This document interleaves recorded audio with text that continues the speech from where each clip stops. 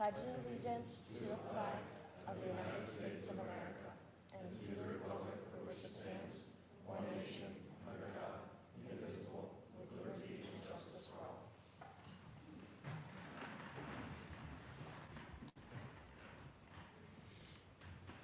And just looks like we have the entire board present. Anybody else online? No? Thank you. Mr. Bermirski has student recognitions for us this evening.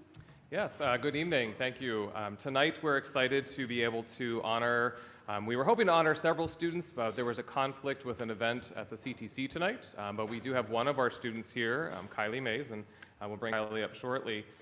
But every year, students who are part of the CTC program compete in a skills competition, and based on how they do in that competition, they have the ability potentially to go on to a state conference and at the state level to see their skills look like in comparison to other students across our state from a CTC. I'm thrilled to announce that we have 4 students that we're going to be recognizing, 1 tonight and 3 next month. 3 of them placed first, 1 placed third.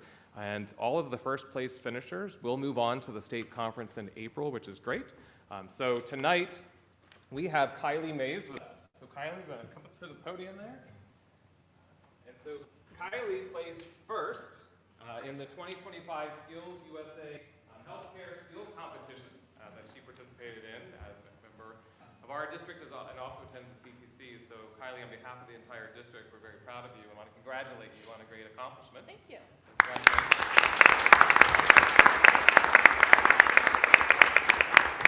And just because many of our students don't get to see typically what this kind of competition would look like, would you be able to share with everyone here tonight just a little bit about what you did, kind of the competition, and what maybe you're looking forward to come April? Yeah. So no one else wanted to do it, and since I did it last year, I got voluntold to do it again. It was basically almost the same thing as last year, but they switched up one skill. We had to do a compression stocking on one leg. We had to do and change an unoccupied bed. We had to wash dentures and hand washing, I think was the other one. And then we had to take a test, like a knowledge portion, just to see, like, it was kind of like a tiebreaker if anyone did tie. But I think that was pretty much it. And then for states, it's CPR, fire extinguisher, PPE, hand washing, and I think maybe something else. And then I have to create like a 5 to 7 minute presentation, something about healthcare, and I think that's a 100-point knowledge or a 100-question knowledge test. Forget which one, but I think I got that. Well, congratulations. We're proud of you. And is healthcare an area or something in the emergency services Yeah. you want to go into? I want to go in X-ray, so I want to be an X-ray tech. Great. Well, you are certainly on the right path to get there. We're just very proud of what you've done, your accomplishments. Thank you for representing the district and the CTC in such a great way, and we'll be cheering you on as you move to the state conference in April. Thank you. Congratulations.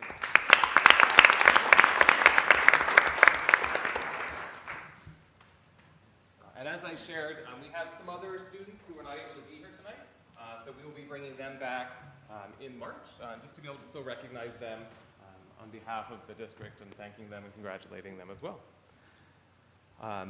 Next, I'll turn it over to Sophia Addison. Sophia, all right. Okay, so this past month, we just recently had our Sadie/winter formal dance. The first hour was like our sensory hour, so like the Lytles kids could come with like all the strobe lightings and stuff. So that was fun. And then we also knew this year had a photo booth, and it just, yeah, I think the kids really liked it. So it was a good dance. And then coming up this week, we are participating in Kindness Week. We are very looking forward to this as Student Council. This is our very first time doing it. We just had a meeting on it today, actually, to discuss all the activities we will be doing. It's going to be Tuesday through Friday of next week, and we have activities and dress down days throughout the week, so we're very much looking forward to that. And then to close out our Kindness Week on Friday, we are having our pep rally. This is our second ever pep rally, so very exciting times. And Ethan and I will be emceeing again, so that's really exciting for us. And then this is our first ever winter pep rally. You'll see some of the same activities that we did last time, while also seeing some new activities. So Student Council is very excited about that, and we're very excited to have that activity. So. Thank you very much. Thank you for the great work you're doing. Anything for our student council members? What kind of things are you envisioning for your Kindness Week? Huff's daughter, like our advisor's child, made like these bingo cards, and they just put like all these messages. And so I think the idea is that everyone's going to get a bingo card first period, and they're going to take it throughout the day, and then like the secretaries will read like during the periods like certain like kindness phrases, but they're all kindness phrases, so it's like you'll get to hear motivational like kindness phrases while you're like walking in the hallways. So that's one of the things. Great. And then as well, we have the morning announcements that we just like say like, good morning, have you today, blah, blah, blah. And so us officers do that, and we'll have some challenges for the students, like kindness challenges. Like, for example, the one on Wednesday is we challenge you to invite a new friend to sit with at lunch. So just kind of activities like that. So yeah. That sounds great. Thanks.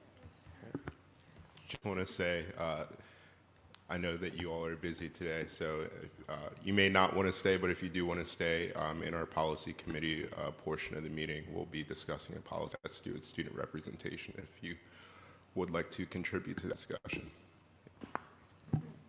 Anyone else?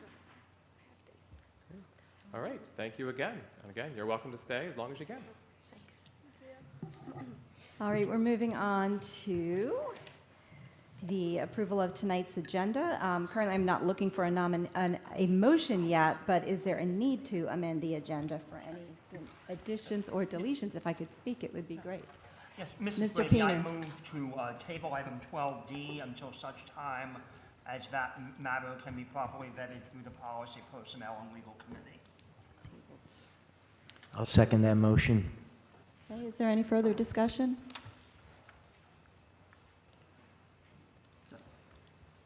Okay, are there any other items that are needed to be, and I didn't need the motion yet, so I'm just going to back up a second. Do we have any other further items, changes to the agenda?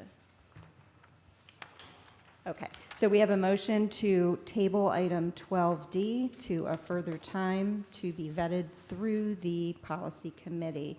And a second from Mr. Wolgemuth. No discussion? All right, all those in, no, I'm sorry.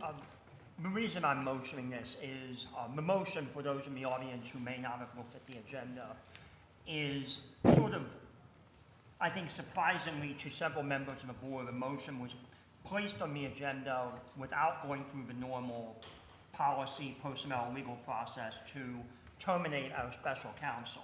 And certainly that is something that we can talk about, we can have that discussion, but normally these things are run through a committee process. The board is apprised of the rationale ahead of time, and that was not done. I'm sure it was an inadvertent oversight, and I'm just, as a matter of housekeeping, suggesting that we recommit this to the Policy, Personnel, Legal Committee. That discussion, since there will be no official action taken, that discussion could happen as soon as this evening's meeting or next month, at which point, if the committee wishes, it could be brought back and placed upon the agenda. Any further comment? I would second what Mr. Keener said in regards to the fact that this was not brought before the full board. It came as a surprise that was there. There should be complete transparency with this board. It is a board of 9. Any other comments? All right, we have a motion to table item 12D and a second. All those in favor of tabling item 12D to a later time? Aye. Aye. I'm just saying aye, not you. 3. All those opposed to tabling? Nay. Nay. Okay. Motion fails with a vote of 3 yes to 6 no. Do I have a motion to approve the agenda as stated? Motion to approve? Is there a second? Second. Mr. Williams? All those in favor? Aye. Aye. Opposed? No. Motion carries 6 to 3.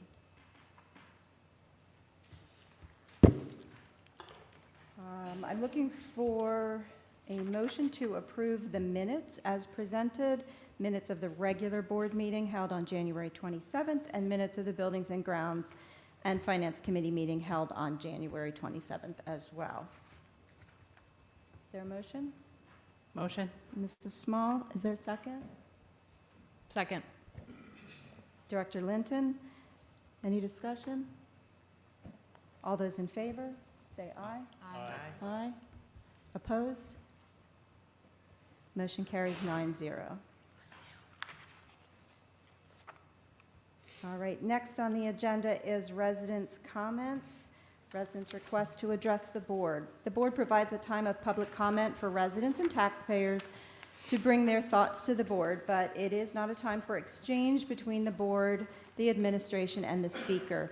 We ask that speakers refrain from identifying specific students, staff, or community members by name.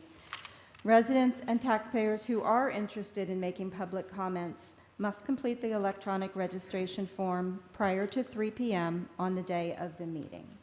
We have one request to address the board this evening. Our only speaker this evening is Steve Walk.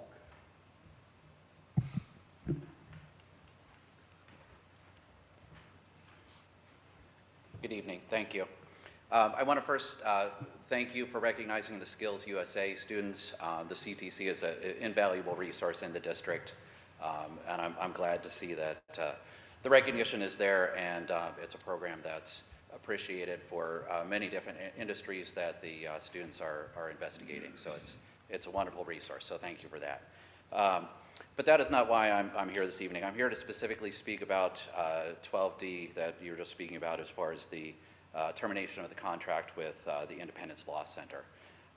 As a parent of a student in the district, I try to stay informed on things, and I will say was not very informed with this organization, with this group, and the relationship that the district has. So that's why I'm here to speak in regards to it. This organization is basically a right-wing Christian nationalist organization.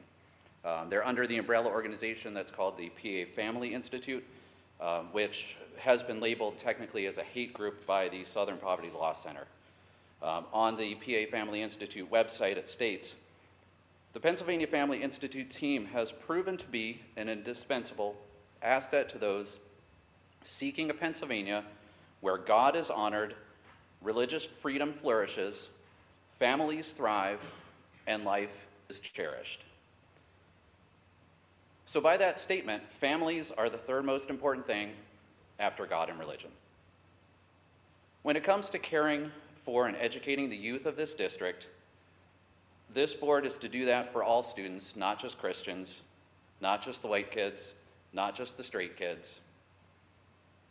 By partnering with such extremist groups, the district is systematically squelching free speech, pushing a biased agenda, and harming already marginalized students. The Independence Law Center has already left its mark on this district when they assisted in changing sex-based distinction in the athletic code, 123.1. Given time, I'm sure there are additional things that they would continue to guide this board with biased support. From an interview in 2024 when asked about public pressure and pushback his company received on their extreme viewpoints, Jeremy Samek, who is the senior counsel at the Independence Law Center, commented that hate comes from those who identify it. Hate comes from those who identify it. I want to counter that with a quote from Louis Yacco. As I see it, academia is the mirror of society. And the ugly academic reality we are witnessing nowadays is an indication that many academics have let society down, and that we have not done a good job in being part of people's struggle for justice. We started this meeting by reciting the Pledge of Allegiance. It's not about the flag. It's not about God. The last word, the last three words, should be the most important to this board: justice for all. Thank you.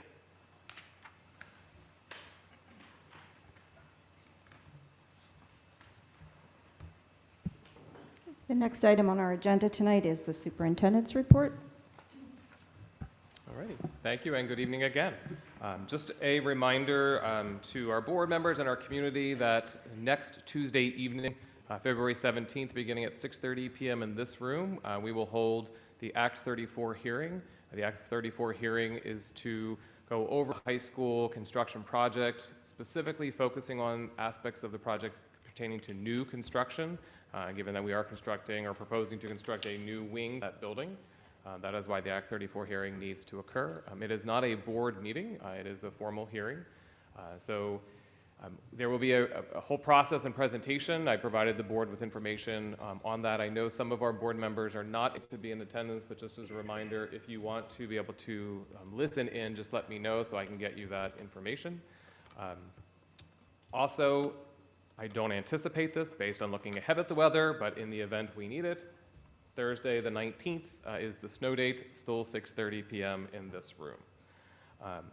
That said, the only other piece that I have to share, we're very excited. In just a few weeks, our students will be performing Les Miserables, a phenomenal and incredible, amazing musical. It is a very challenging musical, but back in December, several of us who are in this room had the privilege to see our students, as always, shine on stage, and this was just after 20 rehearsals. And the students performing a wide number of songs for this musical were already off book, and the vocals were unbelievable. And I am super excited to see what they do on stage coming up. Our senior preview night, which is a tradition here at Hempfield, so members of our community, 65 years of age and older, are invited to attend the final dress rehearsal on March 5th. That's Thursday evening. Beginning at 7 o'clock p.m. Our first performance with tickets will be March 6th. On March 7th, they're actually performing two shows, a matinee and an evening performance. And then on Sunday, March 8th, will be the final closing performance, Sunday afternoon. So it'll be a wonderful event. Board members, I know we provided you with information in board news. It'll still be in if you're interested in obtaining tickets. If you have any difficulty or challenges with that process, don't hesitate to reach out either to Mrs. Rhodes or myself, and we will make sure we connect you and get you what you need in terms of tickets. But I encourage everybody to come out and watch our students shine on stage. This will be a performance you do not want to miss. So that concludes the superintendent's report. I have nothing for the president's report other than I've got my tickets for Les Mis, so I'm looking forward to it. Representative and adjunct reports, we will start with the Lancaster County CTC. Mr. Keener. Thank you, Mrs. Brady. I was unable to attend last month's meeting. Mr. Best kindly attended on our behalf, so I will defer to him for the report. Thank you. Yeah, so the JOC is beginning collective bargaining with the union. Sounds like things are going very well, having collaborative discussions. They also recognized Students of the Month, and a new nursing program head was present, and thanked the JOC. In general, and the new head of the JOC, of the CTC started the following week on our very, very snowy day. So one of his chief goals is to help reduce the number of people on the wait list. There are significantly more applications to attend the CTC in certain programs than there are seats. So they are looking for ways to help more kids be able to attend those classes.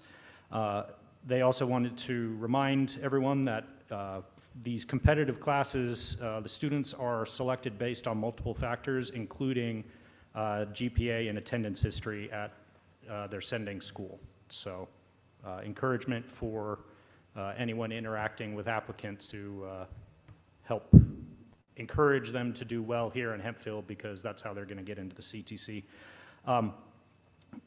One other thing I wanted to point out on the Skills USA competition, that was not just for Lancaster or just the CTC. That was actually Berks County, Chester County, Lancaster County, total of 13 schools, 3 of which were the CTC. So the fact that 3 of our students placed first in that big of an area, I think is pretty astounding.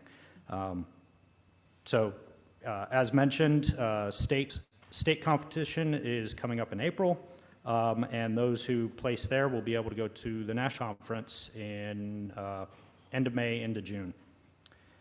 And they started a new esports team.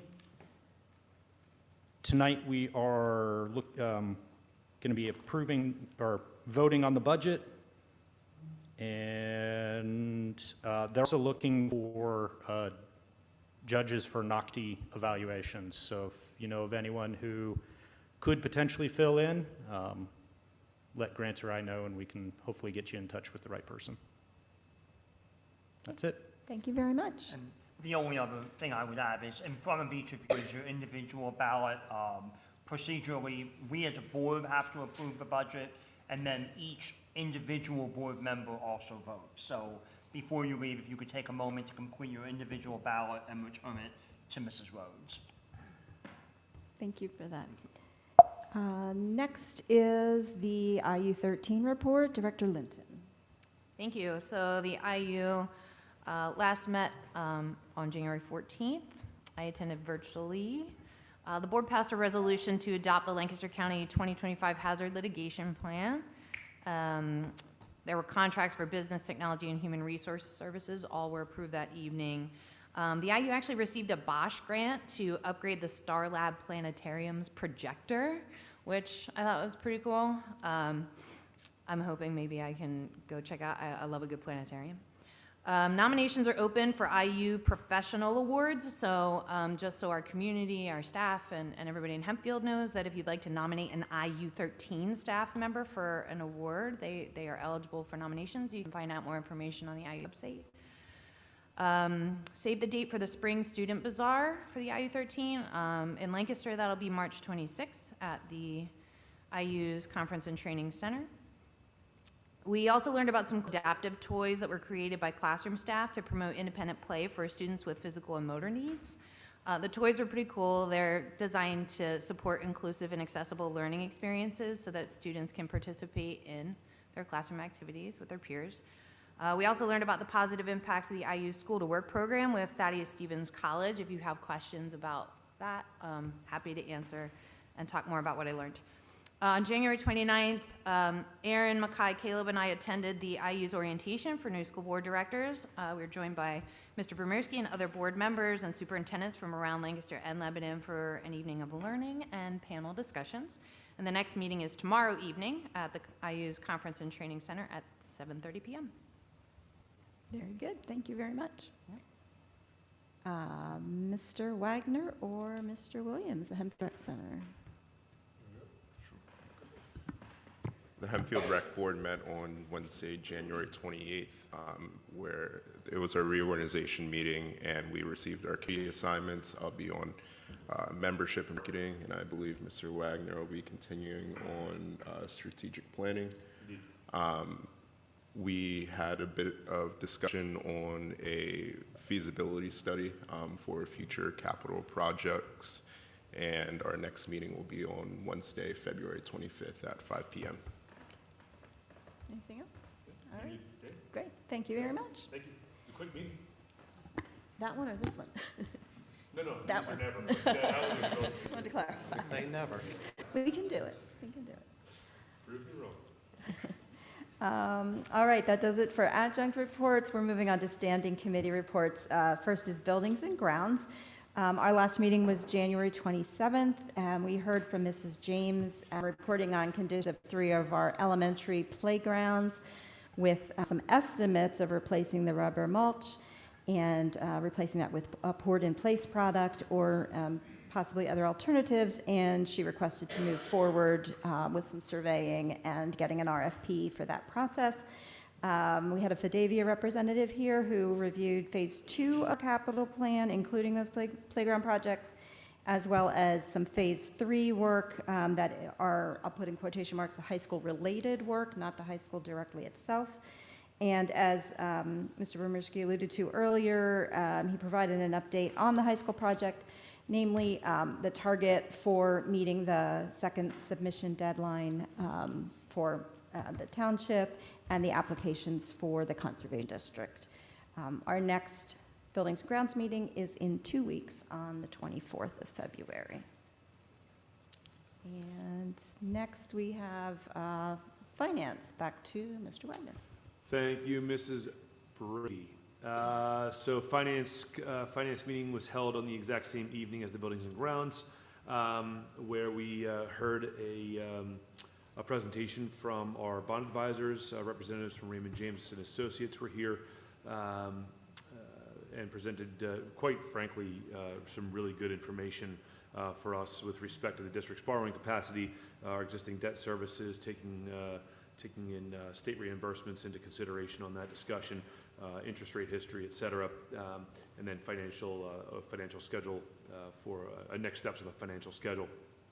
We also heard from the CFO from Lancaster Career and Technology Center, Mr. Weicker, which, as Mr. Best already pointed out, we will be approving, is on the agenda for approval this evening. In addition, we also heard from Mrs. Hall, who gave us a fantastic presentation. Well done, Mrs. Hall, on all of our district resources financially, in addition to just expenditures as well, and revenue projections moving forward. So in addition, tonight we also have contracts on the docket, which you can see in the packet.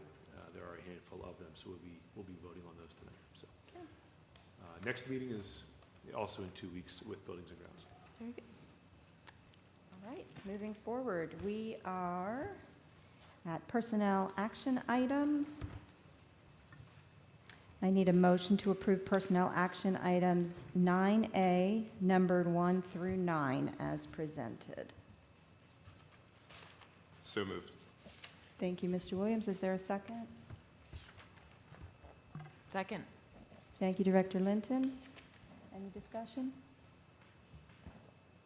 All those in favor, please say aye. Aye. Opposed? Motion carries 9-0. Next, we have finance action items. Just want to make sure I do these correctly. Finance action items B and C. Motion to approve finance action items B and C as presented. Is there a motion? So moved. Thank you, Mr. Wagner. A second? Second. Thank you, Director Linton. Any discussion? All those in favor, please say aye. Aye. Opposed? Motion carries 9-0.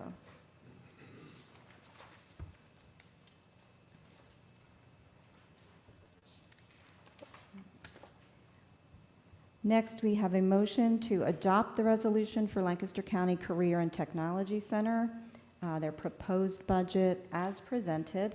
Again, to reiterate what Mr. Keener said, we'll be voting on this, but we do need each board member to sign the ballot individually. Okay, is there a motion? So moved. Thank you, Mr. Keener. A second? Second. Thank you, Mrs. Small. Any discussion? All right, all those in favor, please say aye. Aye. Aye. Opposed? Motion carries 9-0. And we're moving on to policy action items. Motion to approve the second reading of board policies as presented. That is policy 005 and 011. Is there a motion? Motion. Motion. Thank you, Mrs. Eshelman. A second? Second. Director Linton. Any discussion? All right, all those in favor, please say aye. Aye.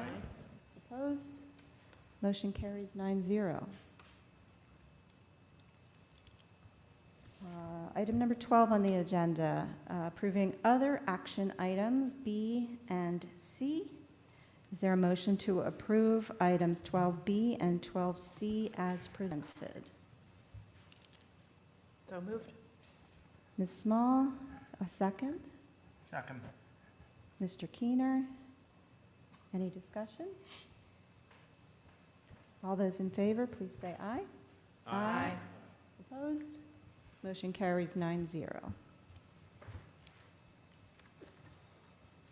Madam President, for item D, 12D, I would ask that we take a roll call vote for that item. On 12D?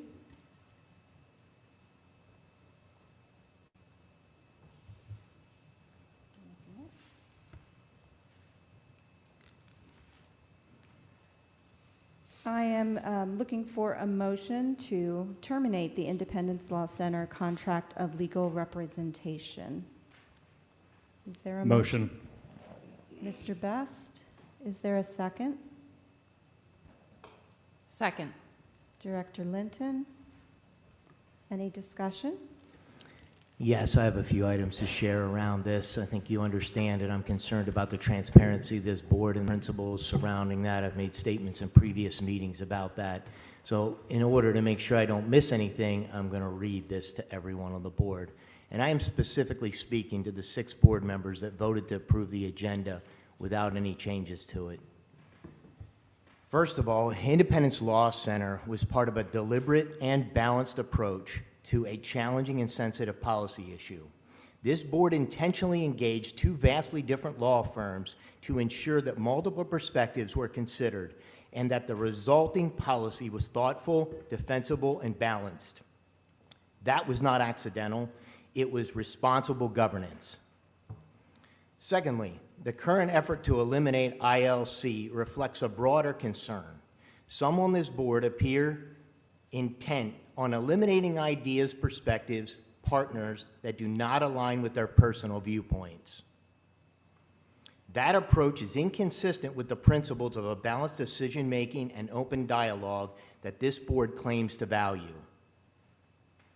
Compounding that concern is the way that this item was added to the agenda.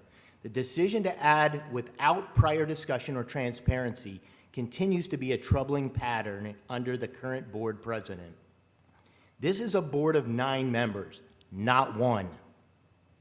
While policies may technically allow a single member to request an agenda addition, exercising that authority without discussion undermines collaboration and shared governance. If every board member operated independently in this way, the board would become unmanageable and ineffective. This item was added without adequate discussion or transparency. Some members of this board, and you know who you are, continue to operate in secrecy, and that behavior erodes trust. What is especially troubling is the disconnect between words and actions. Transparency, openness to different views, and respect for multiple perspectives are frequently demanded, yet those same principles are ignored when it's inconvenient. These actions directly contradict the values being publicly proclaimed. They reflect hypocrisy and place a unilateral control over collective governance. I'm putting this on record because this board must recommit to transparency, balanced decision-making, and respectful engagement with differing viewpoints, not secrecy and exclusion. Thank you. Is there any other discussion? I have Mr. a Keener? question and then I have comments. How was this agenda item added? And why was it not run through the Policy, Personnel, and Legal Committee? I'm sure Mrs. Small is not pleased that her committee was bypassed and put on. I mean, help us understand how this agenda item came to be on the agenda. Certainly.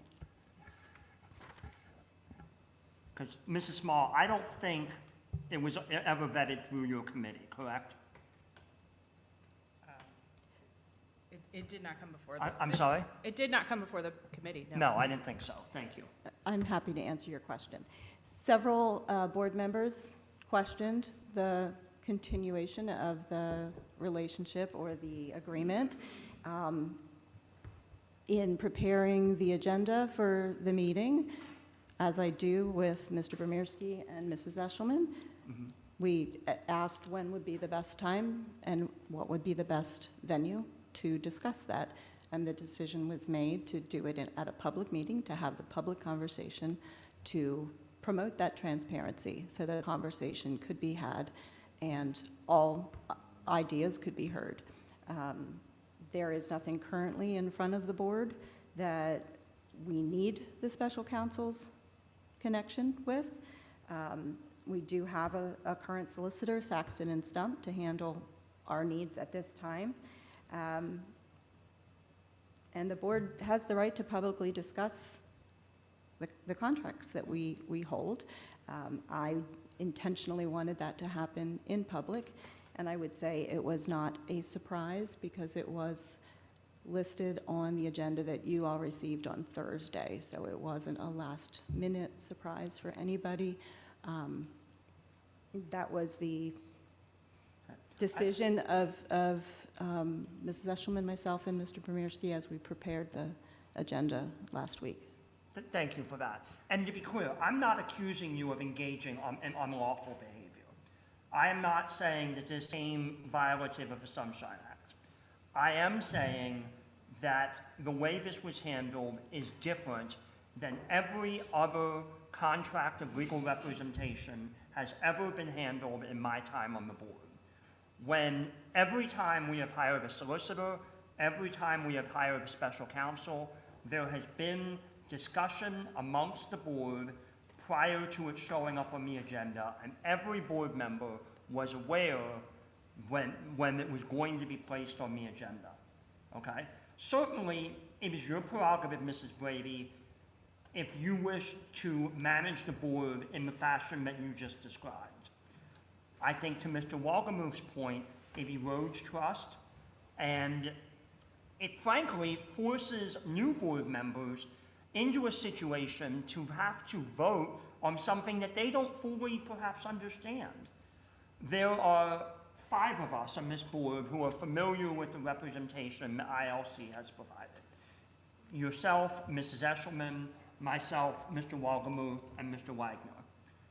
We have seen their work product. You have seen their work product. Mrs. Eshelman has seen their work product. We are familiar with the quality of representation they have provided. Our new colleagues do not have that benefit. They presumably have not seen the memos. They don't understand that, frankly, the ILC, whether you agree or disagree with the worldview of their affiliate organization, they are a law firm that is ethically bound to act in the best interest of their clients. That is a solemn obligation that every lawyer takes. I will tell you that the policies that they have assisted with, certainly policy 123.1, the athletic policy, the policy that Hempfield ultimately enacted is very different from the one that was originally recommended to us by the ILC. It is also very different than what was recommended by our then solicitor, Fox Rothschild. The board listened to community input. They listened to our solicitor and our special counsel and crafted a thoughtful policy that works for Hempfield, and the framework of which has been validated by numerous federal appellate courts and is likely to be validated by the Supreme Court later in this term. So I think to the extent that individuals think that Hempfield was somehow a shill for the ILC or their affiliate organization is just flat out wrong. They are constitutional law experts. They have provided us with proactive counsel, sending us memos, which Mrs. Brady, you've seen. I mean, you've seen their memos. They're well-written, they're thoughtful, they're balanced, and I think all of us would agree with that. And I think that it is just unfortunate that there appears to be this rush to terminate them, frankly, to score political points. And I think we all know what's afoot here. To score political points when there's no active matter before the board, and it's just unclear to me why this is necessary. And I guess I would ask my colleagues, what piece of advice have they given that you disagree with and that you think is legally unsound? So, I mean, my question for those who are in favor of this, of taking this step, what don't you agree with the advice that they have provided? I would simply say that there's a motion on the floor. It doesn't have to be the discussion. We can all offer our opinions, but we don't need to cross-examine each other. So anybody that cares to share their opinion, let's do it, but they do not have to. I think that the public has a right to know why their board is making the decisions that they're making. It goes back to transparency. And if people don't want to talk, I mean, we can't force each other to speak, right? But to me, silence is deafening. And if I'm a member of the public, I would want to know certainly why our newly appointed colleagues who have never dealt with the ILC, who have never reviewed their legal work, what basis do they have for deciding that they're not providing quality representation? And those of you who have reviewed their work, what about their work don't you like? Again, I would just point out that we no longer have a need for special counsel, and we have Mr. Saxon and Stump. And to respond to some of the accusations of lack of transparency, I'd remind the board that when ILC was initially retained, that was done at a last-minute addition to the agenda, which then, because it wasn't done properly, had to be redone at the following meeting. So you can't accuse us of wanting to be lack of transparent when the members of the board at that time also didn't even have it on the agenda before voting. So two wrongs make a right, Mr. Best? No, I'm saying... Just checking. Yeah, and I don't think that this was a lack of transparency. It is on the agenda for us to discuss and for us to be able to say, is this something we want to continue, or is this an organization that we want to continue associating with?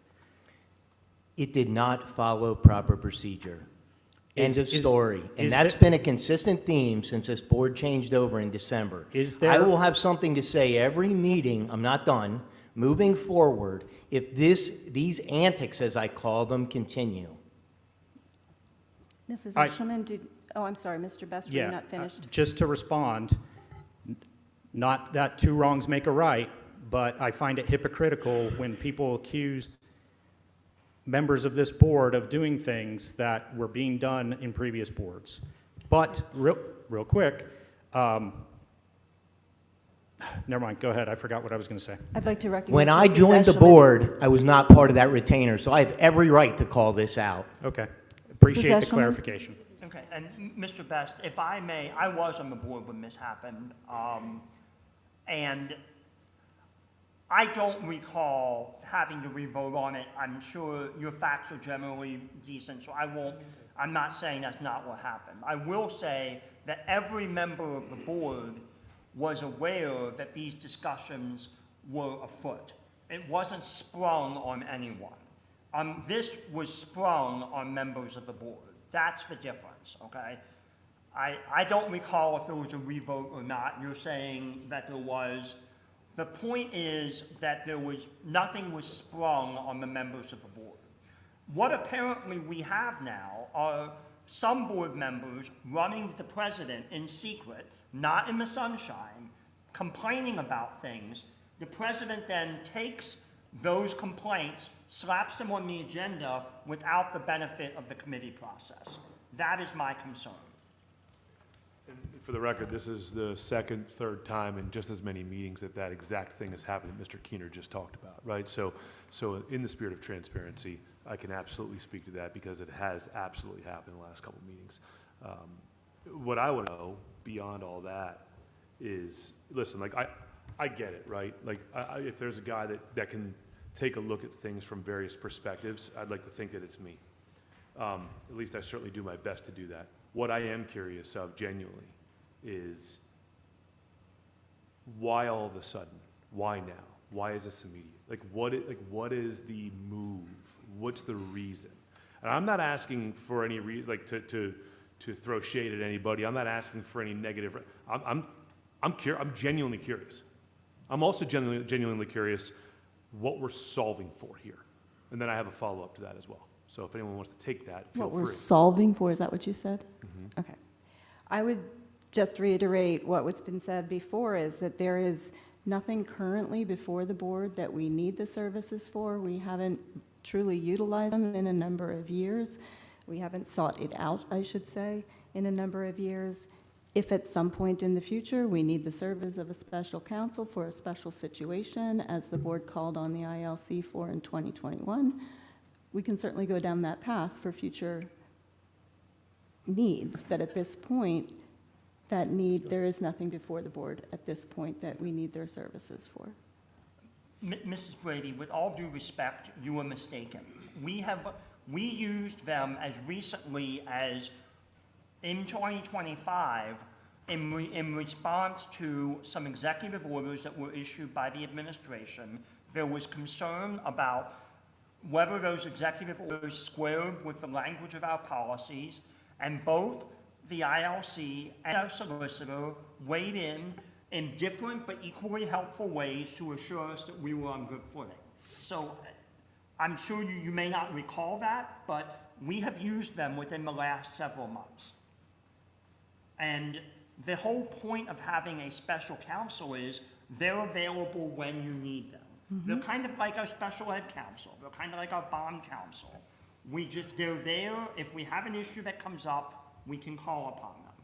We don't have to use them. We're not regularly engaged with them. They are an arrow in our collective quiver. I appreciate your comment. Are there And- any other comments? Yeah, Mr. Wagner? I'd like to continue. So, and just to that point, just a heads up that while there is nothing on our doorstep at this very moment, that doesn't mean that there won't be tomorrow. Correct. Just a neighboring district, as of 4 hours ago, plans to revisit essentially a policy and a discussion that aligns with 123.1. So if you haven't seen that in the papers, that just came out a couple hours ago. So just a word of hey, heads up, right? Understood. So for me, it's a timely discussion. So I guess my next question, or my final question is, with the exception of those that have worked with this group, does anyone actually understand or know, or I want to hear from you, why you think we engaged with this group in the first place and or retain them? Because I know what the community thinks, but I want to know what you all think. Do you know the reasons why?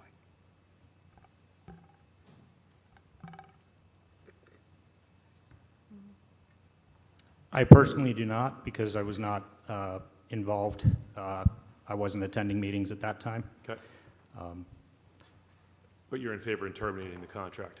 Yes, that's why I did the motion. Okay. Okay. Anybody else know why we actually engaged them or retained them?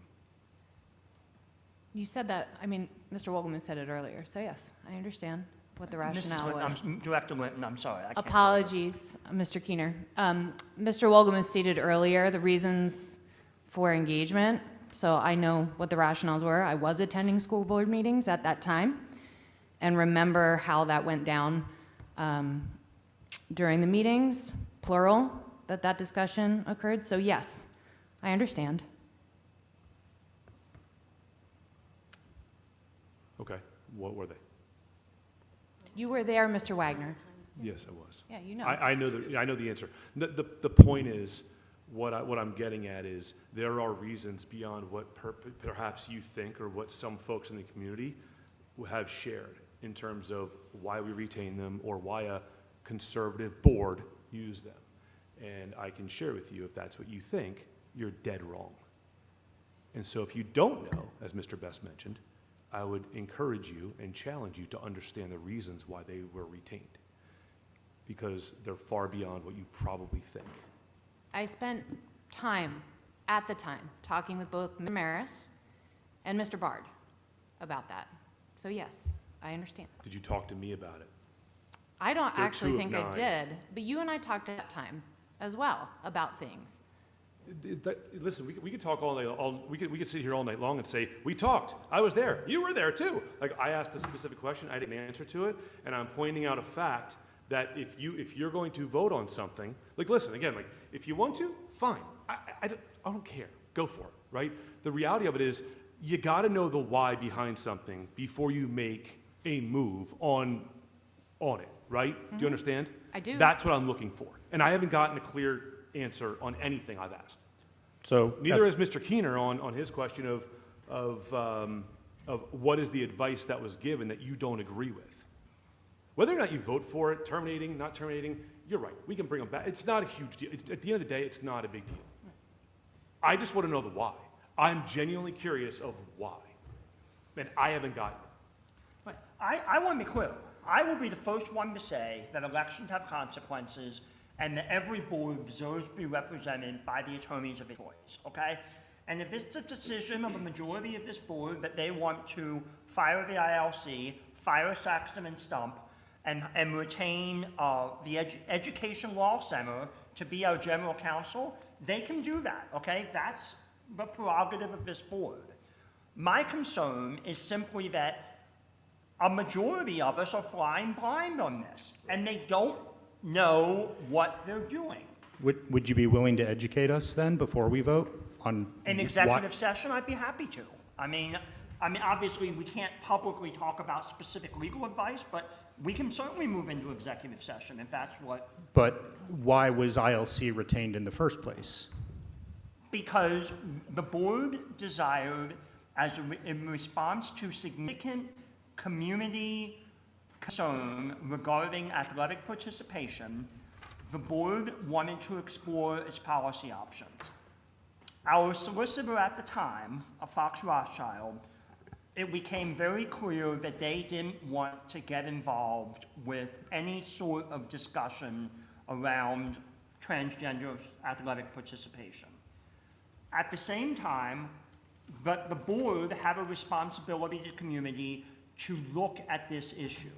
At the same time, the board didn't want to adopt an off-the-shelf policy that perhaps was agenda-driven and one-sided. The board made a very specific decision, as Mr. Wolgemuth said, to listen to different viewpoints and to craft a thoughtful, nuanced policy that works for Hempfield. And that was widely supported by residents of both parties, by people of a variety of identities, and a thoughtful, nuanced policy. And they helped us get there. The policy that we adopted, our current policy 123.1, is very different from what Fox Rothschild wanted, and frankly, it's very different than what the Independence Law Center wanted. It is a nuanced, thoughtful policy that works for Hempfield.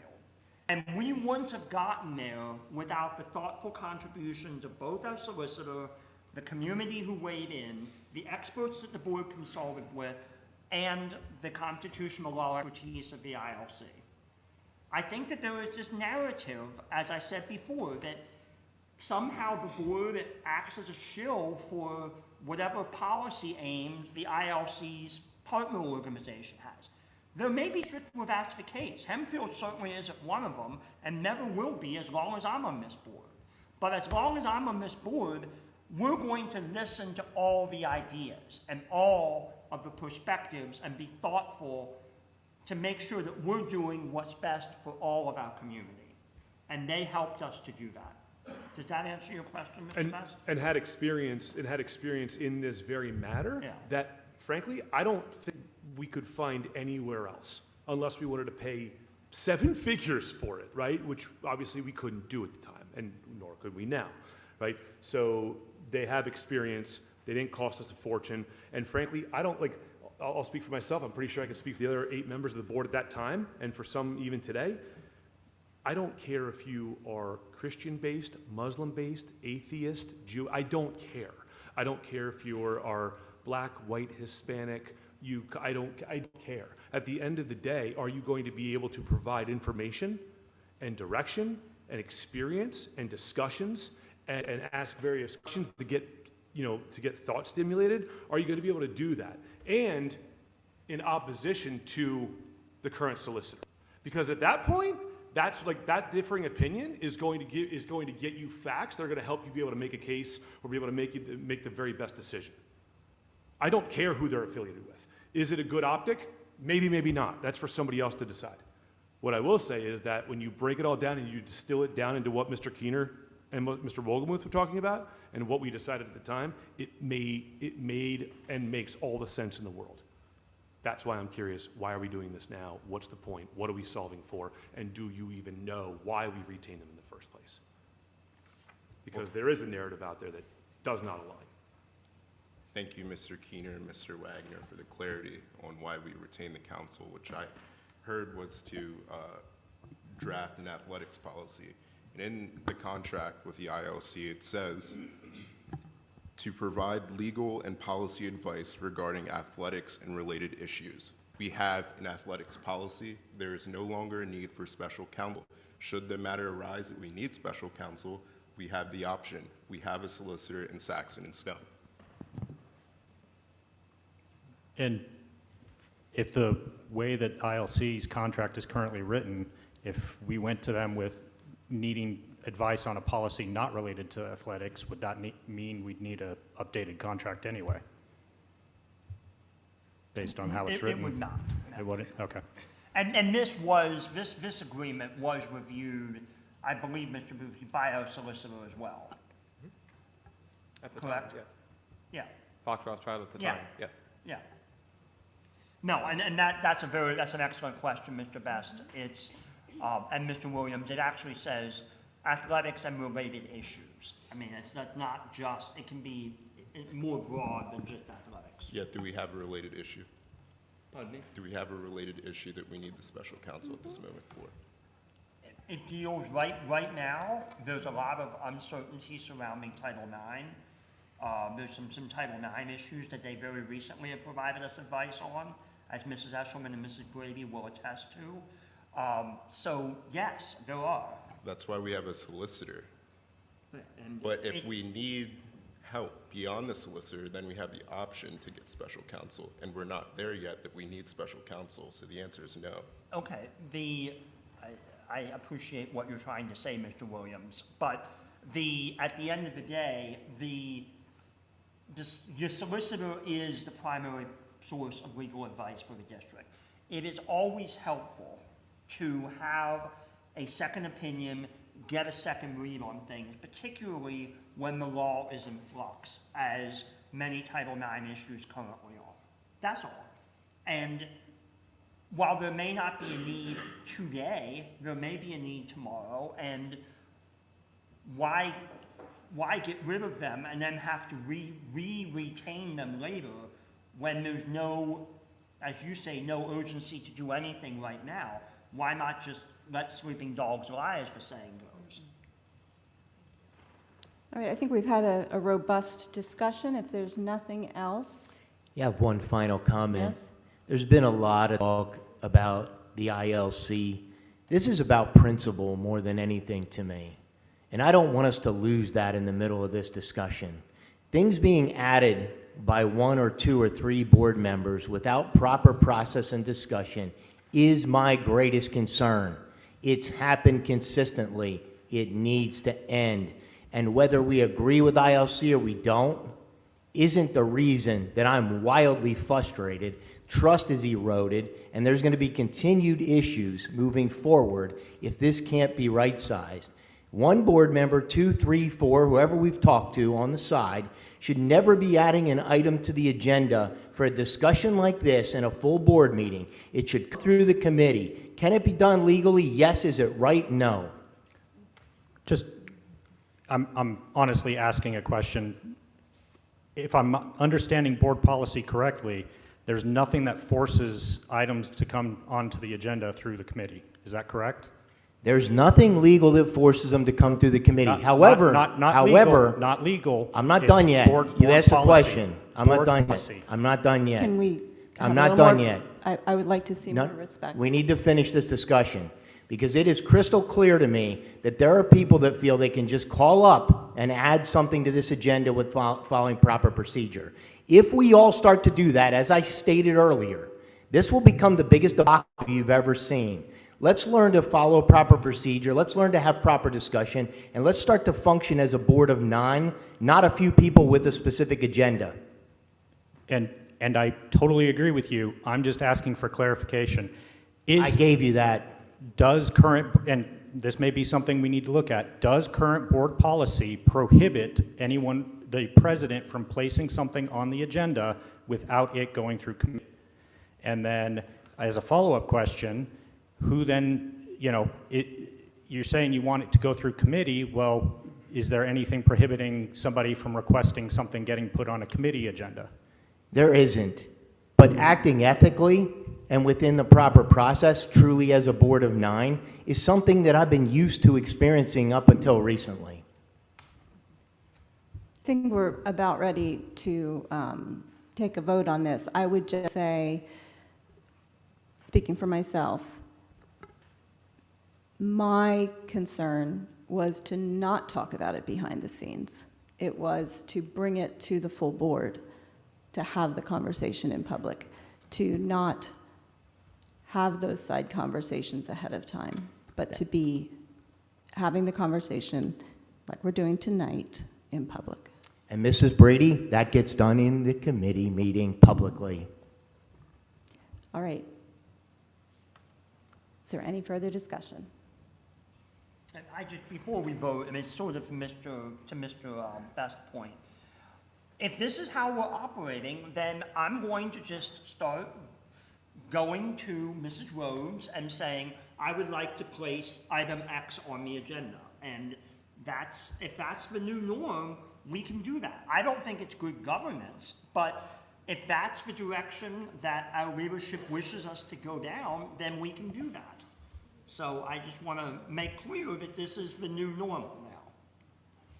I think there's room for conversation about what proper protocol should be and where is it stated what that protocol is? Because if it's not in our board policy, then we need clarification on it. It's not, but most people honor the process.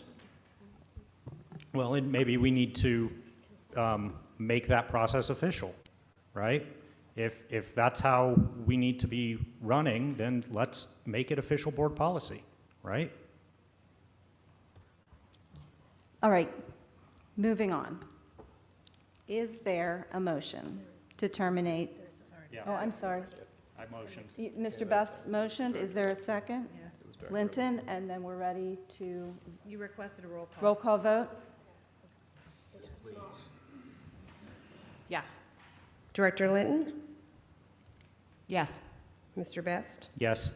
Mrs. Eshelman, Yes. Mrs. Brady, Yes. Mr. Wagner, Nope. Mr. Wogelmuth, No. Mr. Williams, Yes.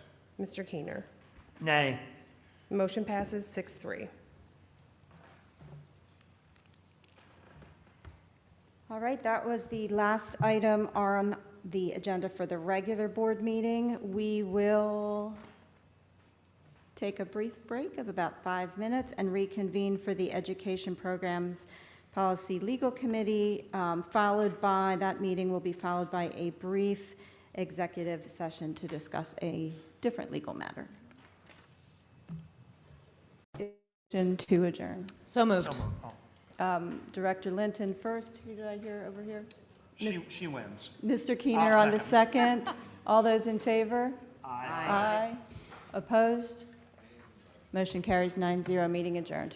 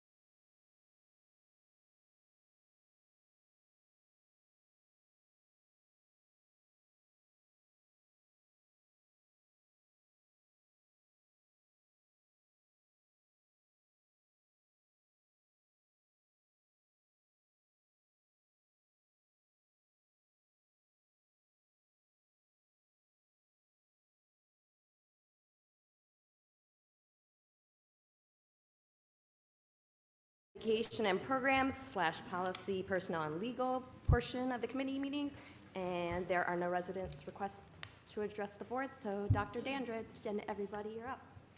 Thank you, Ms. Eshelman. So as the board will remember, last spring we adopted a policy on artificial intelligence. At the time, we asked for some grace and said we don't know 100% what this will look like in the classroom, but we need a starting point. And we also committed to bringing you updates throughout this year.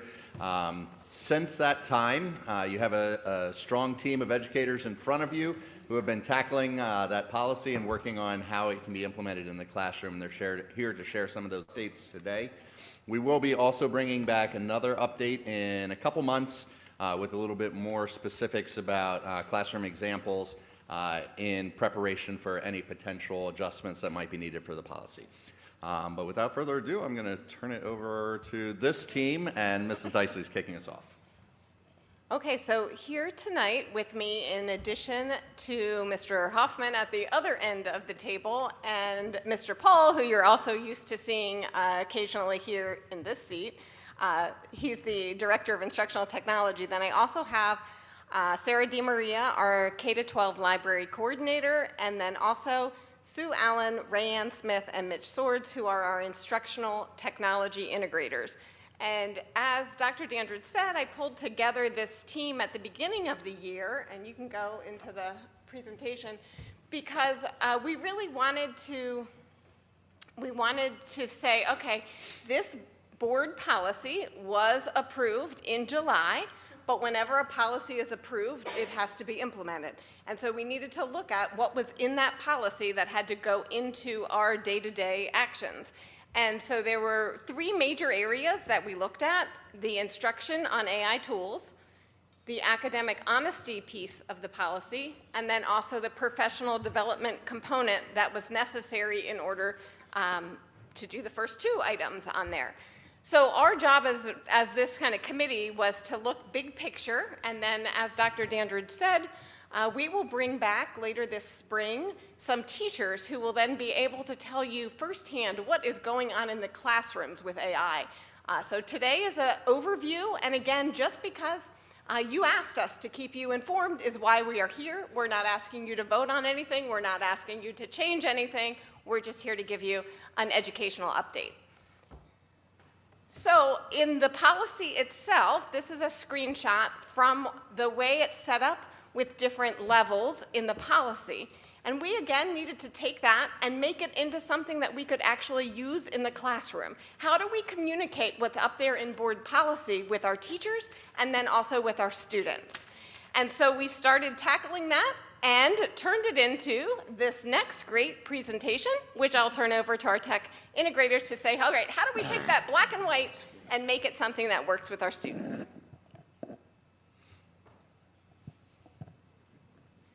So as you can see, we made it multicolor, multi-level. There's different images. We tried to connect the levels to something that our students at the elementary level are already familiar with level 0 in the hallway for behavior, or level 1 for classroom activities.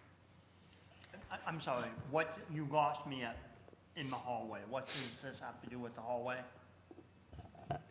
So one of the things at the elementary level that we refer to is when they go out in the hallway, we're at a level 0, which means we are quiet, we're staying together in a straight line, and Mrs. Smith is going to explain how that correlates to the chart here. Okay, thank you. So basically, what our students are used to is having things on a spectrum. So for AI, the way that that would communicate to them is for most assignments or assignments that a teacher creates, level 0 would be 0 AI integration. That would be the default. Unless the teacher specifies that they are going to be at a different level, there would be no AI use permitted in the assignment. Further on down that spectrum, we have levels 1, 2, 3, and 4, which would allow the students to use the AI at those specified descriptions that we have up on the slide. So everything from 0, where they're not using it all, to 2, where they're using it assisted, to 4, where they can use it fully, with human oversight. And then we modified the language a little bit for the descriptions and whether or not that use of AI needed to be disclosed.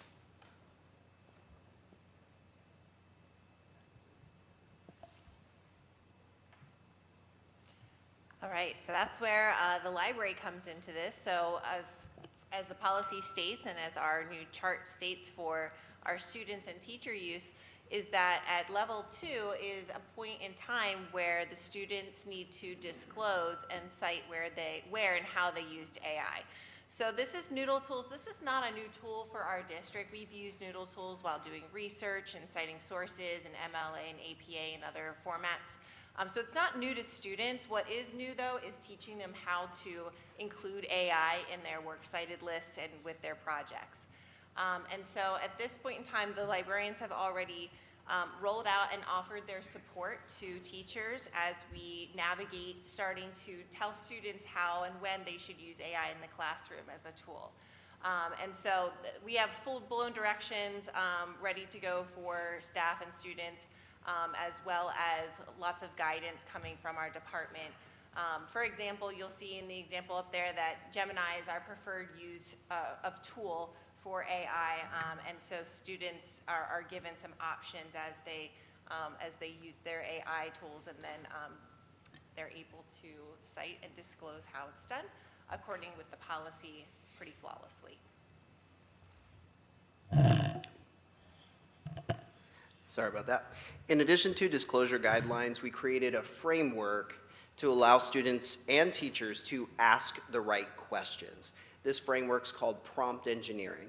So this 4-piece formula that we have is based off of many different models, but we looked at this to be both simple, that we can attach to, but also robust, that it gives us the results that we need for clear and targeted results. And so it goes into 4 pieces. The task that we would like the AI to do, the format in which we would like it to give us at the end of the prompt, the criteria or extra details that we would like to give it to get a better response, and finally the audience, which can be both who the person is asking for as well as the person that is asking the question. We found that these 4 pieces to our formula allows people that use AI a targeted, clear, and robust response in the AI programs that we use. May we see like a live demonstration with literally that prompt? Can you pull it up, Mr. Graham? This is really interesting to me.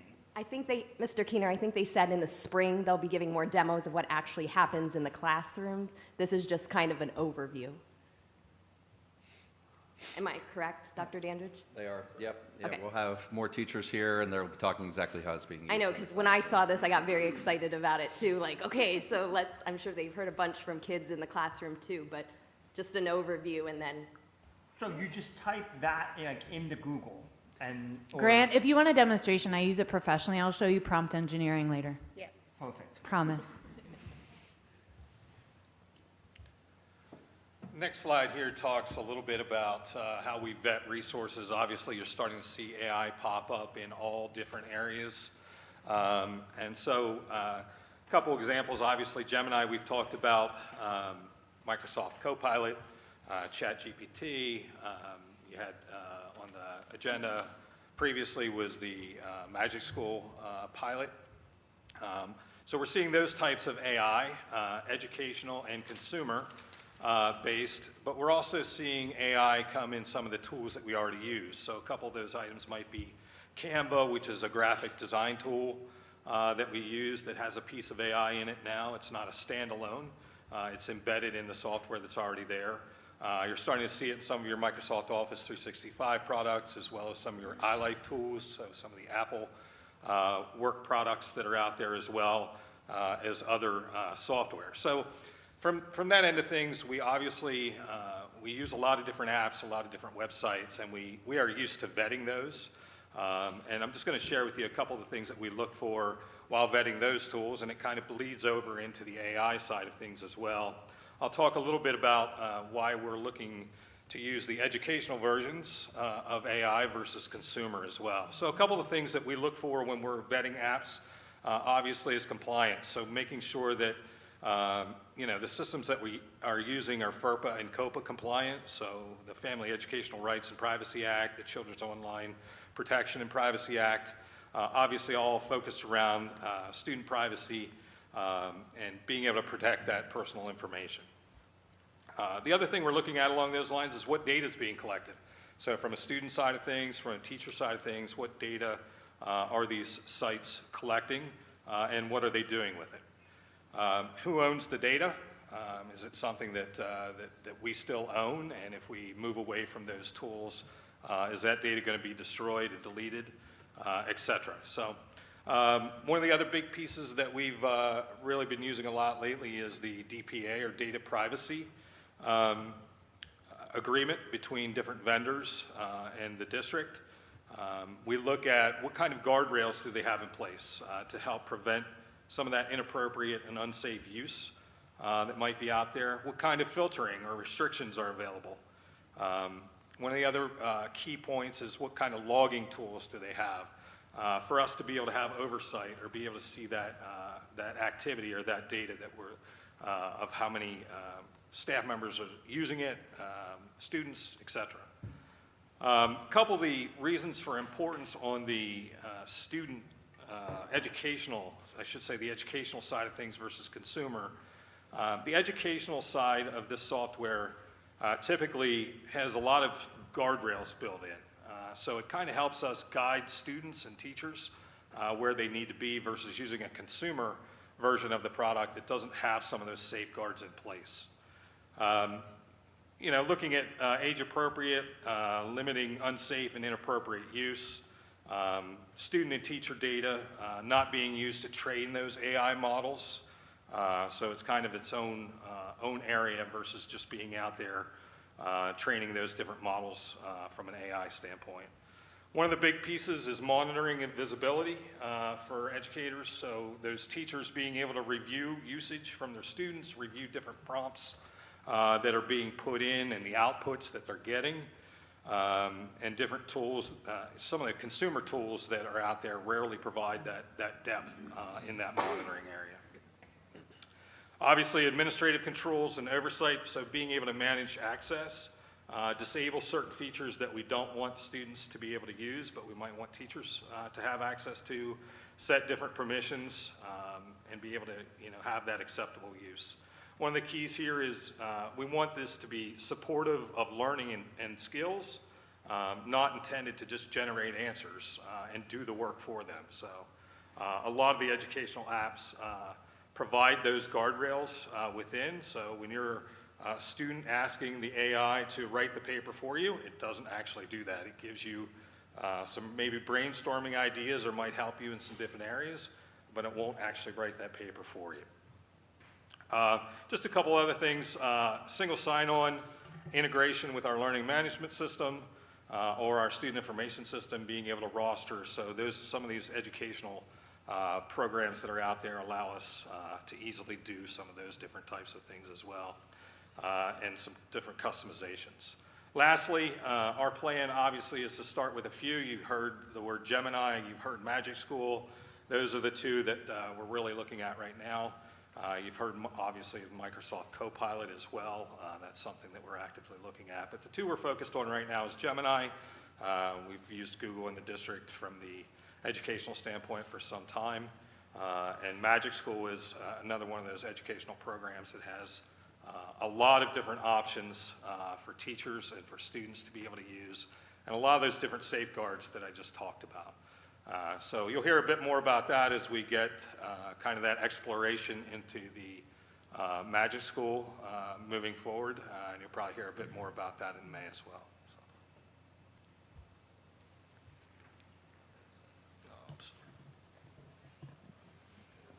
All right, so one of the things that Mrs. Dicely mentioned at the beginning was professional development for staff.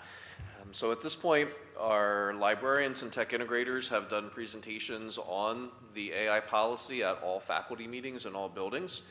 That looked like providing some information about the policy, the colored chart that you saw at the beginning that Mrs. Allen and Mrs. Smith shared. All teachers have a copy of that that's hung in their classrooms. They also have a virtual capy that's in their Schoology courses that they can also add to the top of assignments. so that teachers can say, this project is a level 1, and the icon is right there pointing to what that level 1 means, so there is clarity on exactly what students are able to do with that project. On Friday, the 13th, we have an in-service day.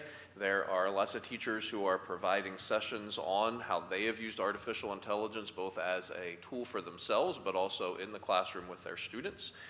So that will be an opportunity for teachers to select to attend those sessions.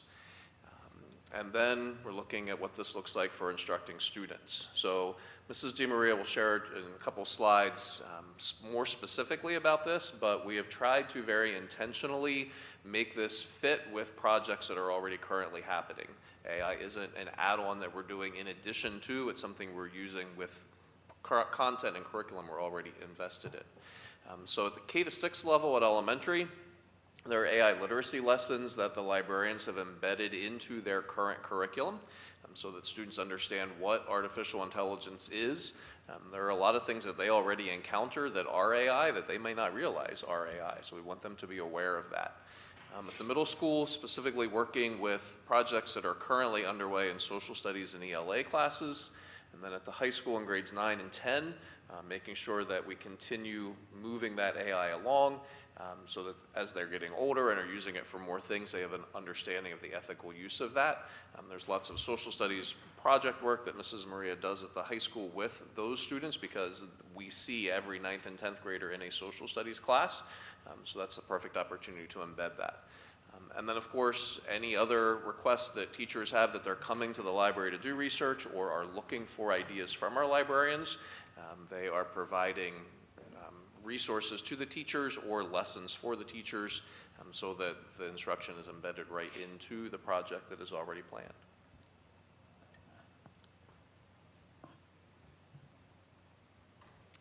All right, so this is the library AI literacy scope and sequence. And again, this is just what we're working on. We're trying these lessons out, but this is where I get really excited because this is our policy in practice. And while we might feel like AI is the wild, wild west, we are growing up AI natives. They're coming to us. This is nothing new for them. I don't want to say it's not exciting because they do enjoy aspects of AI and in some cases not even know that they're using it. So even starting in kindergarten with awareness of AI and then building, spiraling our lessons up through the high school where we're teaching students not exactly how to use AI in some instances, but again, making them AI literate, understanding the impacts of AI, understanding when they need to identify it and when they need to use it, when they need to cite it and disclose that. So those are all, especially in the K-6 classes, because we have fixed library schedule, those are very intentional. If we can go to the next slide. At the high school level and also just the secondary level in general, as Mr. Hoffman stated, that's where we're going to integrate with projects as well as purposely push into some classes to continue to build the scope and sequence of AI literacy for our students. So I've actually had the pleasure of teaching the 9th and 10th grade lessons already. It's been really fun.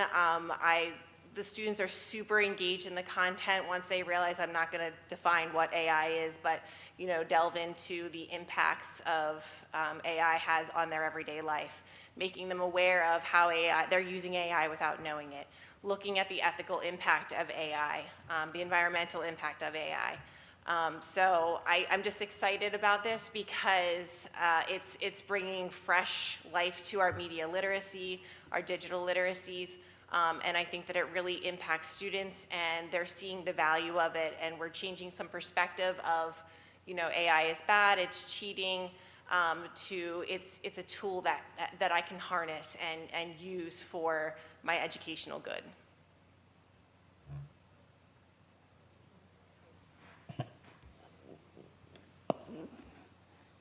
All right, so again, we just wanted to give you a general overview. There's still much work to be done, so we will continue connecting with other departments and looking at ways to integrate this into their curriculum.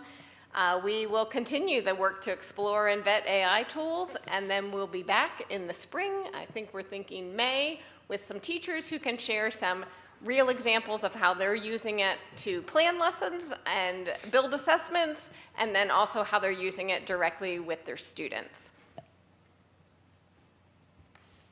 We're open for any questions. I just noticed, does this kind of align with the curriculum writing? Did you do that on purpose? It does. It does.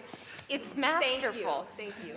Oh, I was like, There's always a plan from great. Mr. Hoffman and myself of and there's how it color all coding. connects. Yeah, I love Right. it. Thank you, Because guys. actually, the library has been writing curriculum, so this timing worked out perfectly. The timing isn't always perfect.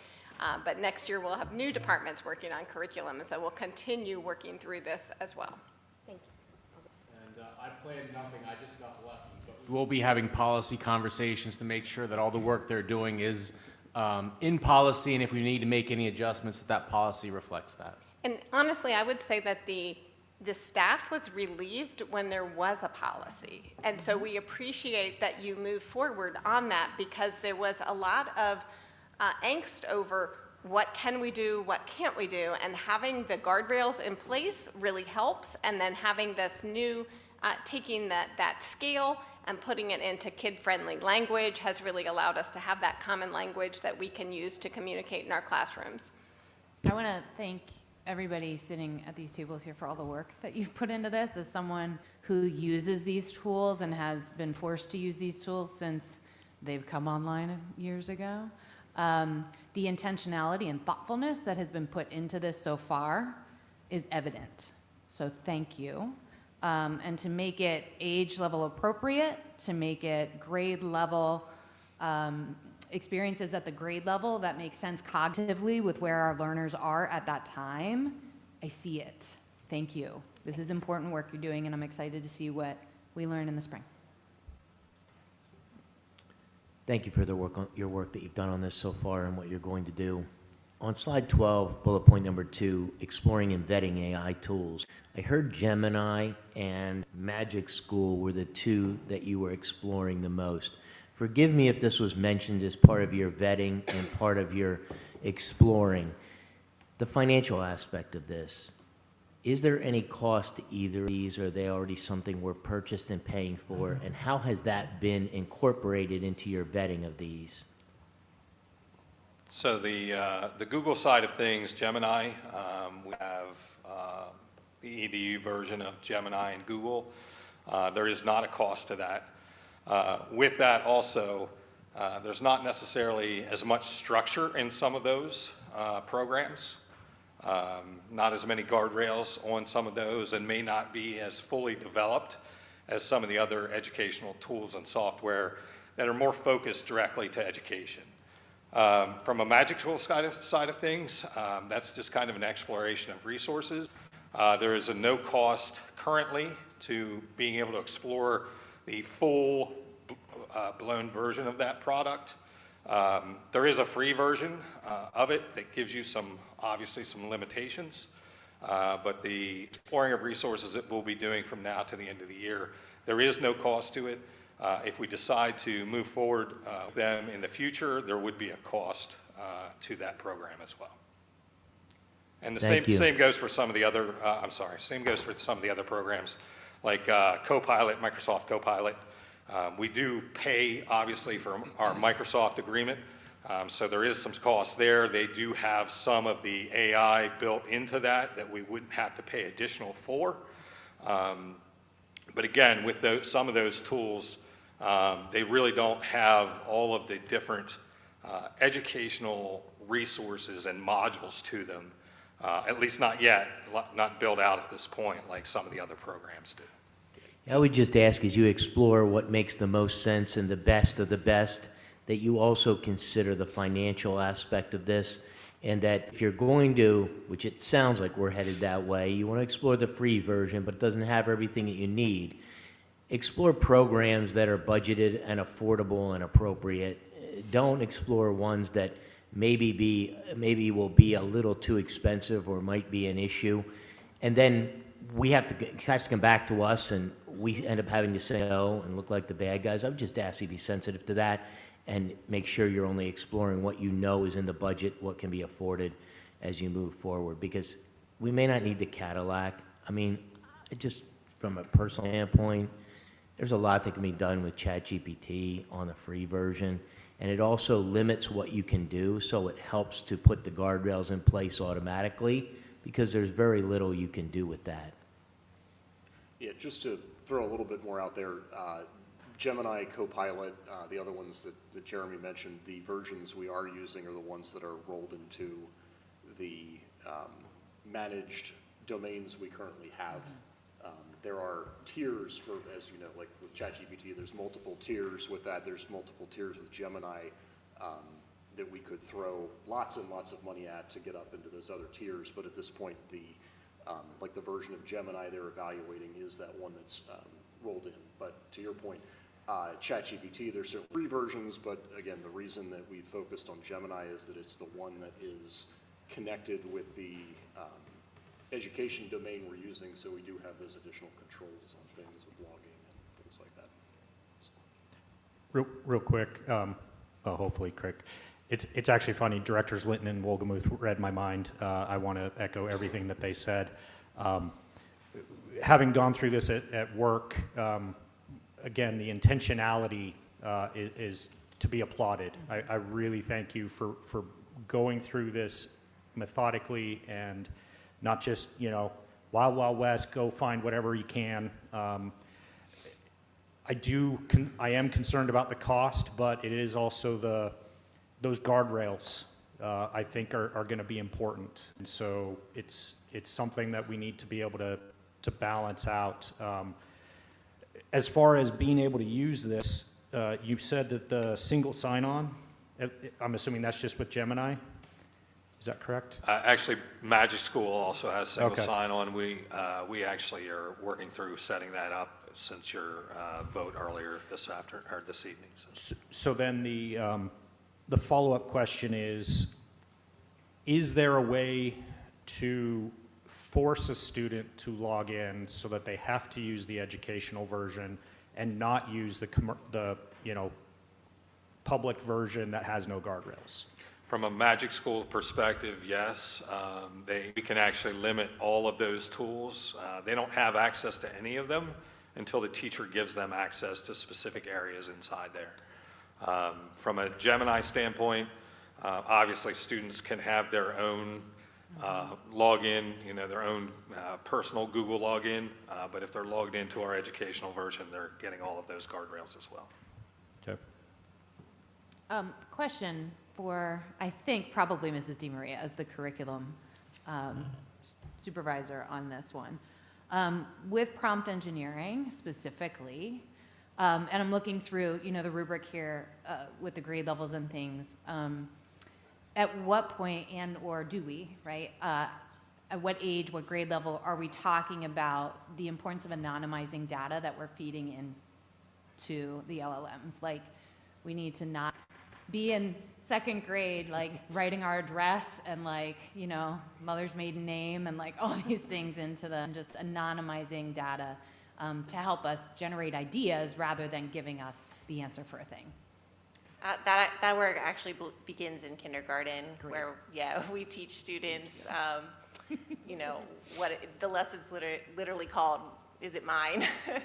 And then we move into first and second grade with personal versus private data that's already built into our media literacy lessons.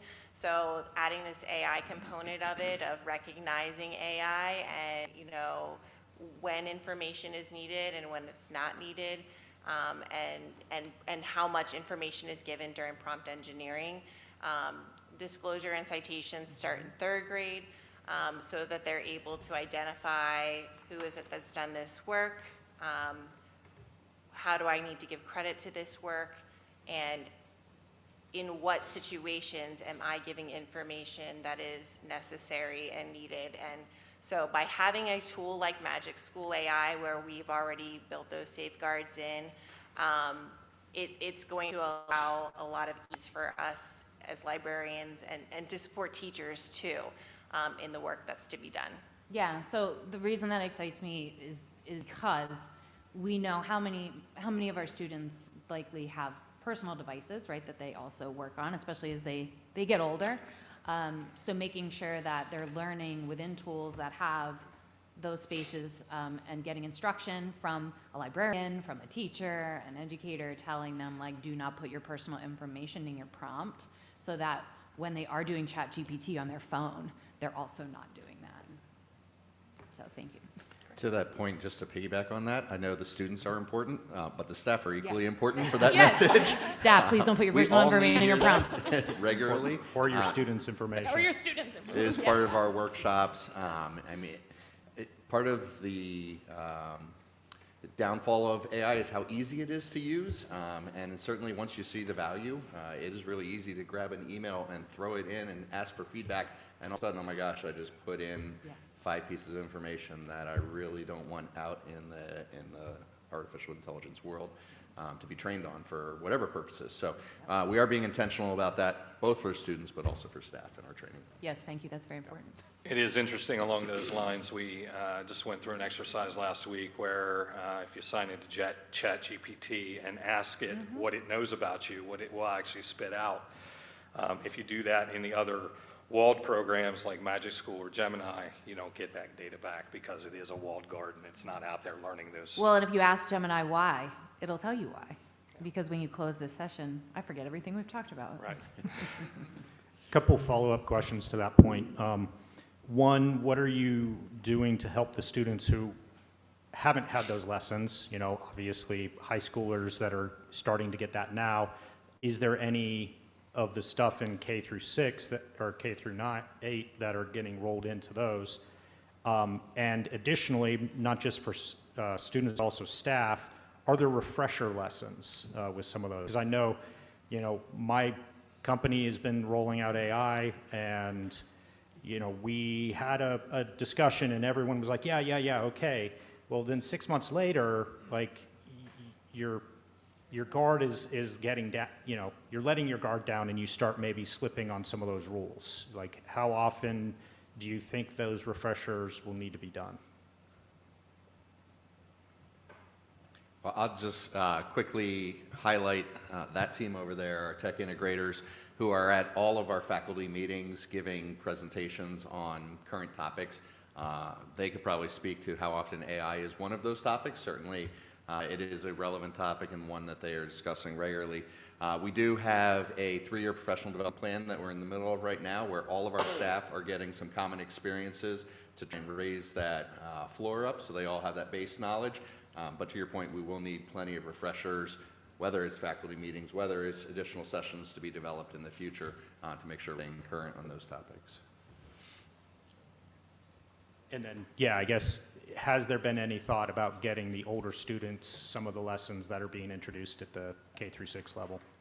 I mean, I think that's some of what Sarah has already started to do with our high school students, and building the curriculum for the first time this year. We're looking at, you have to have some of that background to move in. So while prompt engineering is going to be taught at the elementary level, eventually Sarah has to teach those things at the high school too. So it will be a ease-in process, but we're certainly cognizant of those needs. Great, thank you. Any other comments or questions? All right, thank you. Sorry, one more thing. One more. I think to Mr. Wolgamuth's point, I think, you know, as you're doing this and you're looking at the different versions and how much they cost, I think being intentional, which, as you've shown, you have been, I think continuing to be intentional and being able to say, like, all right, if we don't go with product X because the board voted it down for costs, how are we going to implement some of these safeguards in some of the alternatives? Those are some things I would recommend having in the back of your mind. Thank you so much. Appreciate all your knowledge and all the work you do. And you have to stay up here. I have to stay, but they can all leave. Thank you. you. Thank you so much. Very helpful. Thank you. Thank you. All right, and we're moving on to the secondary book adoptions for 26-27 school year. Okay, so I just have 2 books to share with you tonight, and I did bring, you should already have the actual book rationales, but I brought the copies here that I'll leave on display, and I do have a few extra copies on the side, one extra of Psychology of Money and multiples of Warcross in case any of you would like to read them. The first book that I have is Warcross, which is for our science fiction and dystopian literature class at the college prep level. When we originally started the sci-fi and dystopian literature class 5-ish, 6 years ago, we were using Hunger Games at both our general level and the college prep level, and then we had a different book, Station 11, for the honors level. And we have found over time that Hunger Games was not as challenging as we'd like, and also because it had been out there in the popular media so much that it didn't have the same kind of attention that we were hoping for our college prep kids. So a lot of them had already read it by the time that they had gotten to us in college prep, and we wanted something that would expand their knowledge in a different way. And so that's why, after reading quite a few books over several years trying to find the right text, that's why we bring Warcross to you. And then the second book then is the Psychology of Money. This is for the Economics in American Society class that will be offered this year for this coming year in 26-27 for our 12th grade students who could choose to take Economics in American Society instead of Global America. And we needed a text to go along with that course, and so the one that we have selected is the Psychology of Money. Total cost for both of those books we're estimating at less than $3,500. And while we look at those numbers, the Psychology of Money, we won't order until we see all of the enrollment numbers in the class, because this is a new class, so I'm estimating 120 copies. We may not need that many. It depends on how many students enroll in the class. And then for Warcross, again, we're looking at science fiction is one of our most popular selective classes, so we will need quite a few copies of that, but that would be in lieu, for some of those, of replacing old copies that are already in bad shape that we would have had to replace regardless. And as I said, I'll leave copies over here for you. If you have any questions, I'll gladly field them. All right, thank you so much for that. And do I have to conclude it? Yep, we're moving on to policy, personnel, and legal. All right. So for this evening, we have several policies for first reading consideration. We will start with policy 004. I'll have All Dr. right, Messer pull that up so for us. you should recognize this policy as we engaged in some significant discussion around the vacancy part of the policy. So there was some minor adjustments as I tried to capture the conversation that the board engaged in. And then the only other change was the additional pieces that Mr. Williams added at the bottom pertaining to students' essential stakeholders. They did have to leave because they were hanging in the pocket here. I did excuse them, so I did tell them if there's any feedback, I will get it back to the board. So they appreciated your invite. So those are the two changes that I believe I captured accurately from the board's last conversation. Does anyone have any questions or discussion about 004? I think I may have something you didn't capture, but I don't know. Under the vacancies, and again, I don't know how the wording would go about, but I would hope that we could put something in about ahead of time, because it does say that the board will publicly discuss the selection process. But that could be, I'm guessing, when it's done, after it's already done, when it's happening right at a meeting. I don't know how that's interpreted through school code and the Sunshine Act, but having that discussion selection process ahead of time. Prior to the selection of the candidate, is that what you mean, Mrs. Eshelman? I mean, I'm trying to give an example, just like the parameters, like if we have interviews, or I'm just trying to think of. Right, are you asking about publicly discussing the selection process prior to the selection of a board member? Is that, like, prior to the actual selection? Yes. Okay. Prior to the process being set in motion? Yeah. I actually like how Mrs. Small drafted this. You drafted this, right? In conjunction with Dr. Musser, Pardon me? yes. In conjunction with Dr. Musser, yes. Yeah, I think that this addresses the transparency concerns that were raised, but doesn't unduly obligate the board to a particular course of action that may or may not be justified by the exigencies of some future situation. I think that this squarely addresses the concerns that were raised earlier. And the selection process being discussed publicly ahead of time won't give the board the ability to turn around and use it in that same evening. So I think there's going to be some built-in time, to your point, because that was one of the areas we were looking to make sure we tried to address. The one thing that we need to be careful of is, with the timing. So say tomorrow I resigned, right? That starts the 30-day clock. So then if you discuss it the next meeting in 2 weeks, then about the selection process, then that only gives you 2 more weeks to be able to actually do the selection and the voting. So, it's a very tight timeline that the General Assembly has given us.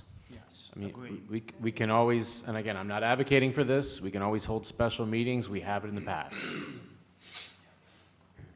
I would come, I'm just saying. You just like being at these meetings, don't you?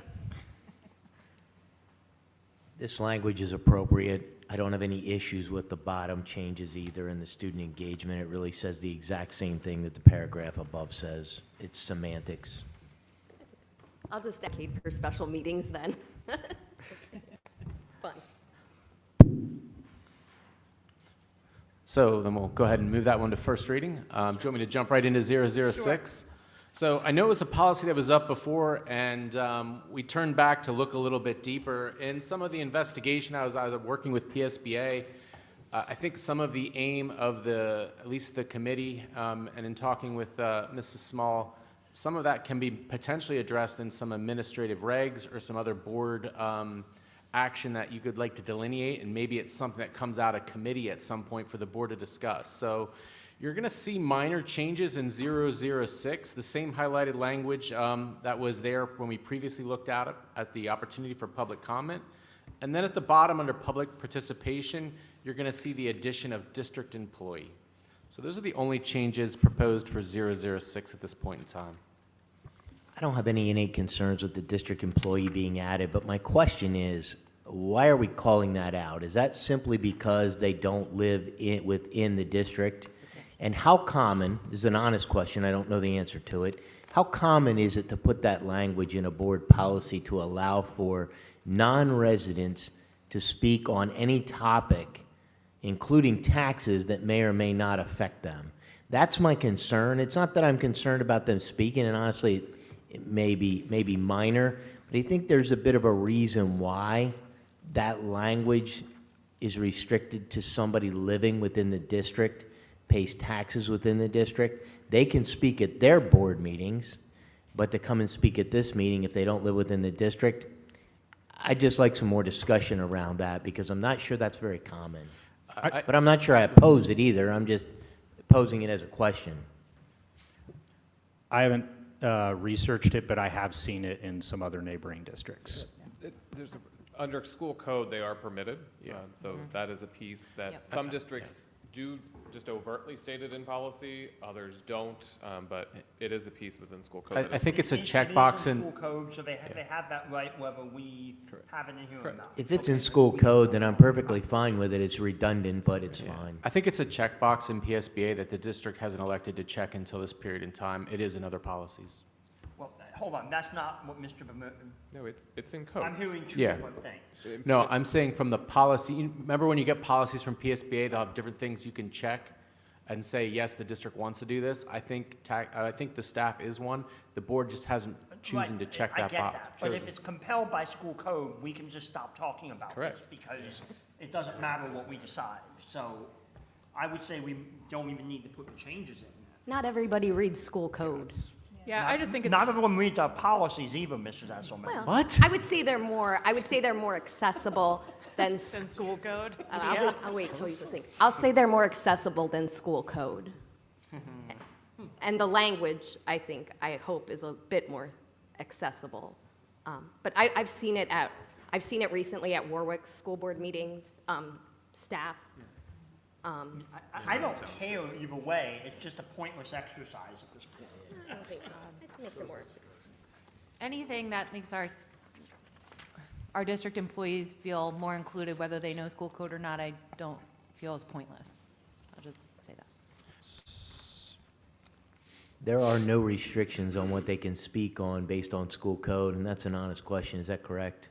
Every topic is up for grabs? It depends on where they're speaking. Right. If it's at a board meeting, it's 5 minutes and it's same. open topic. If it's at a committee meeting, it's 3 minutes and it's Same on as agenda anybody items. else? Correct. Okay, thanks. Is there a citation to that in here? I see there's citation. I just looked, I didn't see it. I looked up citation 2, and it's just essentially the Sunshine Act. Okay. And I searched for employee, and there wasn't, or employ, since school code likes to say employee with only one E. Employee. See, ours will be spelled right. Yeah. Anything else in 006? Not that this is a huge concern. The very first paragraph talking about conventional parliamentary rules, do we want to define that at all? It just seems kind of open to interpretation. I think it depends on, are we going to adopt a specific one, or? Are we Yeah, gonna- and then, if we do, we need to actually follow it. Yeah.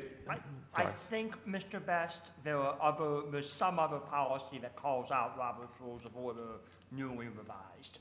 Okay. I'm pretty sure. I can double check on that. I can also say that that is part of the AR that I pulled down from PSBA, some procedures that the committee will potentially look at and then maybe bring for the whole board to consider.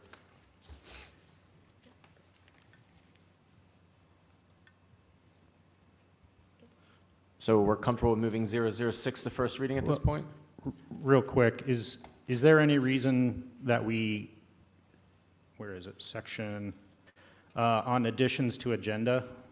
We talked about this before, and I agreed at the time that, why would we, handcuff ourselves? But I do feel like potentially changing that to hold ourselves to a higher standard than what the General Assembly requires, considering the recent court decision.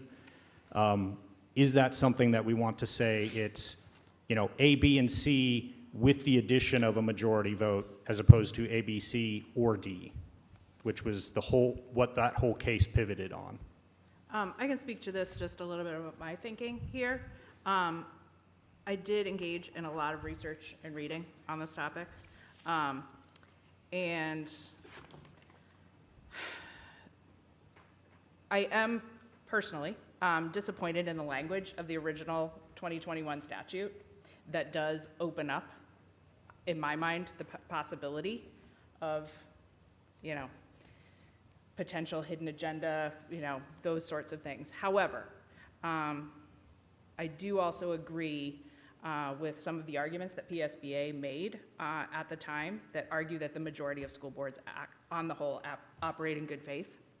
So that's why I landed on, at this time, keeping the policy as is, because I do believe in the integrity of this board. So that's why I landed on saying no changes necessarily at this time. And again, administrative regulations can continue to be worked on through this committee. I mean, to kind of address Mr. Wolgamuth's points earlier, we want full transparency, and not that I'm saying anyone would do this, but, if somebody comes in and says, hey, I want to add this to the agenda, and we don't give enough proper notice, what's the recourse of the board members who disagree, assuming we get a majority? There still has to be a majority. Correct. And that's, I think, the fallback here. if we continue to act in good faith, which we need to do and should do always, I support Mrs. Small's, thoughts around leaving this as it is. I would also say, and I do believe we can revisit this if it becomes a true concern. What I don't want to do is the flip side of this and create additional challenges with governance because we've hamstringed ourselves around making the decision that needs to be done or creating additional issues because of that. There's a fine line there sometimes. Yeah, If we operate with integrity and appropriately, honestly, this policy shouldn't be an issue. Well, I mean, if government acted with integrity, we wouldn't need the Sunshine Law at all. But yeah, I take your point, and I also, that's a very good point that, look, just because we leave it as it is now doesn't mean we can't revisit it in the future. So, not opposed. I was just wanting to have a discussion about, is this something we want to consider? Yeah, and at any point, if we decide we want to revisit any of these zero policies, as a board, we can decide to do that. If we decide we want to change the way that we are operating as a board, we can bring any of these back to committee, certainly. So 006 to first reading then. Dr. Goodrich is going to talk to us a little bit about Policy 217 in preparation for a future presentation at an up-and-coming ed programs meeting and some different graduation options we're exploring. To the graduation policy to provide some flexibility for students who might have different situations that would create a barrier to graduating with our 28 credits that are required from Hempfield High School. So the first one that you see there, this is in hopes, and this is the presentation that Dr. Musser was referencing, would give us flexibility to look at some credit recovery or alternative programs for students who have, situational barriers that have put them at a place where it's almost virtually impossible for them to get those 28 credits. They might be, 18 years old and still sophomore level based on our Hempfield graduation requirements, but some of the reason why they're at that level might be because their family was very transient and they were in a bunch of different programs. They maybe had homelessness. Maybe they came from another country, whatever it might be, and they've transferred into our programming, and because of those barriers are finding themselves at that place where it might feel just easier to drop out than to continue fighting, knowing that you might be 20 years old by the time you're able to earn your diploma based on the 28 credit requirement. So again, just trying to put some language in there to give us some flexibility, but also with some controls, looking to put together a review committee for these special circumstances where we're taking into account the student's age, how many semesters they've completed at Hempfield High School, what their GPA is, what have been some of those environmental and situational barriers that they've faced that have brought them to a place where it's making it difficult to be a full-time student and earn those credits. The second one there, similar but just a little different. These would be for students who are transferring into Hempfield from either another country or even a neighboring district whose graduation requirements do not align with ours. So maybe they're coming from a program that only has 6 or 7 periods a day and those classes run full year, and then when they transfer in, the number of credits that they have because of that, the structure of that program, it almost looks like they should be demoted a class because they might be coming in as a junior from another district, but based on our credit standards, they're coming in as a sophomore. And then it's hard to make up those credits based on the fact that we're in a block schedule and that's not the type of programming that they were in previously. Again, it also helps with students who might be transferring from another country where their transcript is not a clear-cut, this is the course that best matches the courses that we offer.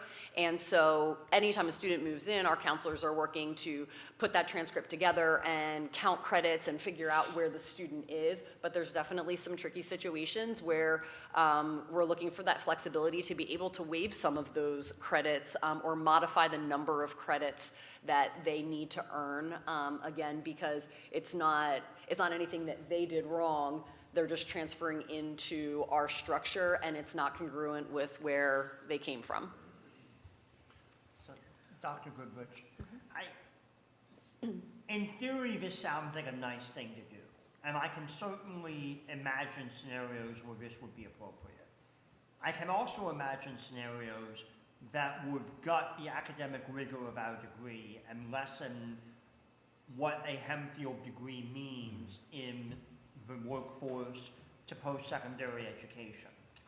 And I like the committee structure. I like that the recommendation goes to the superintendent. We have a lot of scenarios where the board has to sign off on these things. The board has to sign off on things that are just downright silly sometimes. Like, is the bus allowed to deviate to pick someone up because their parents moved 2 blocks away outside the district? I don't see any room for board oversight here. I'm not sure that the board is equipped to make the decision, but I would like to see language in here that requires the superintendent to notify the board in executive session whenever he or she exercises their discretion under this policy and provide a rationale for why the discretion was exercised. I think that will provide the academic flexibility but allow the board to preserve its oversight authority to make sure that we are maintaining the integrity of a Hempfield degree. Mm-hmm. And I don't worry about this with the current administration, but they're not going to be here forever. We're not going to be here forever, and you write policy for the long term, not for the short term. I kind of echo some of those. I'm a little concerned about the first part. Which is the first part? The first section about the transient. I mean. Oh yeah. I definitely want to be, to recognize the struggles that students have been through and make accommodations where possible. But I think kind of to Mr. Keener's point, and just in general, I'm going to sound like a jerk saying this, but in some cases I feel like going the GDE route is probably or GED route is probably the better option in those cases. But this is coming from someone who knows very little about those situations and what's going on. So I'm just expressing some concern, I guess. Yeah. I want to just real quick, speak from my own experience in my professional role, former volunteer role, where there are definitely youth that fall into this category that otherwise would leave school at age 18 without a diploma. And I've worked with them. So, I really appreciate that we've put in guardrails here and that we have a very delineated process for when and how this is appropriate. I feel like it's specific enough that it is going to only apply this to situations where it's truly warranted. Since recently law was passed that students have to remain in school until age 18, we have far fewer kids just dropping out. But you can't anymore. So, I think we are now in a situation where we have children, students who are reaching this age and maybe languishing with 0 credits or not 0 credits, but not enough credits. Are you saying, Mrs. Small, that those students who are now being required to remain in the system, my concern is if they're not doing the work, if they're not... And that's why I think that's why this process is delineated. So in 2022, Act 1 was passed, our Educational Instability Act. So basically a lot of those classifications Dr. Goodrich mentioned were covered under that act, that schools can no longer just say, well, tough luck, you moved around a lot. You don't have enough It's because you went from a block schedule to a regular schedule to a block schedule. So we're actually required to create a educational pathway for them. So some of the policy work that you see is for us to potentially explore creative programs where we would experience some potential dropouts, and we're trying to work on that. Others is just really to kind of put in policy some of the things that we're already required to do by that Educational Instability Act. I don't disagree with any of that. Yeah.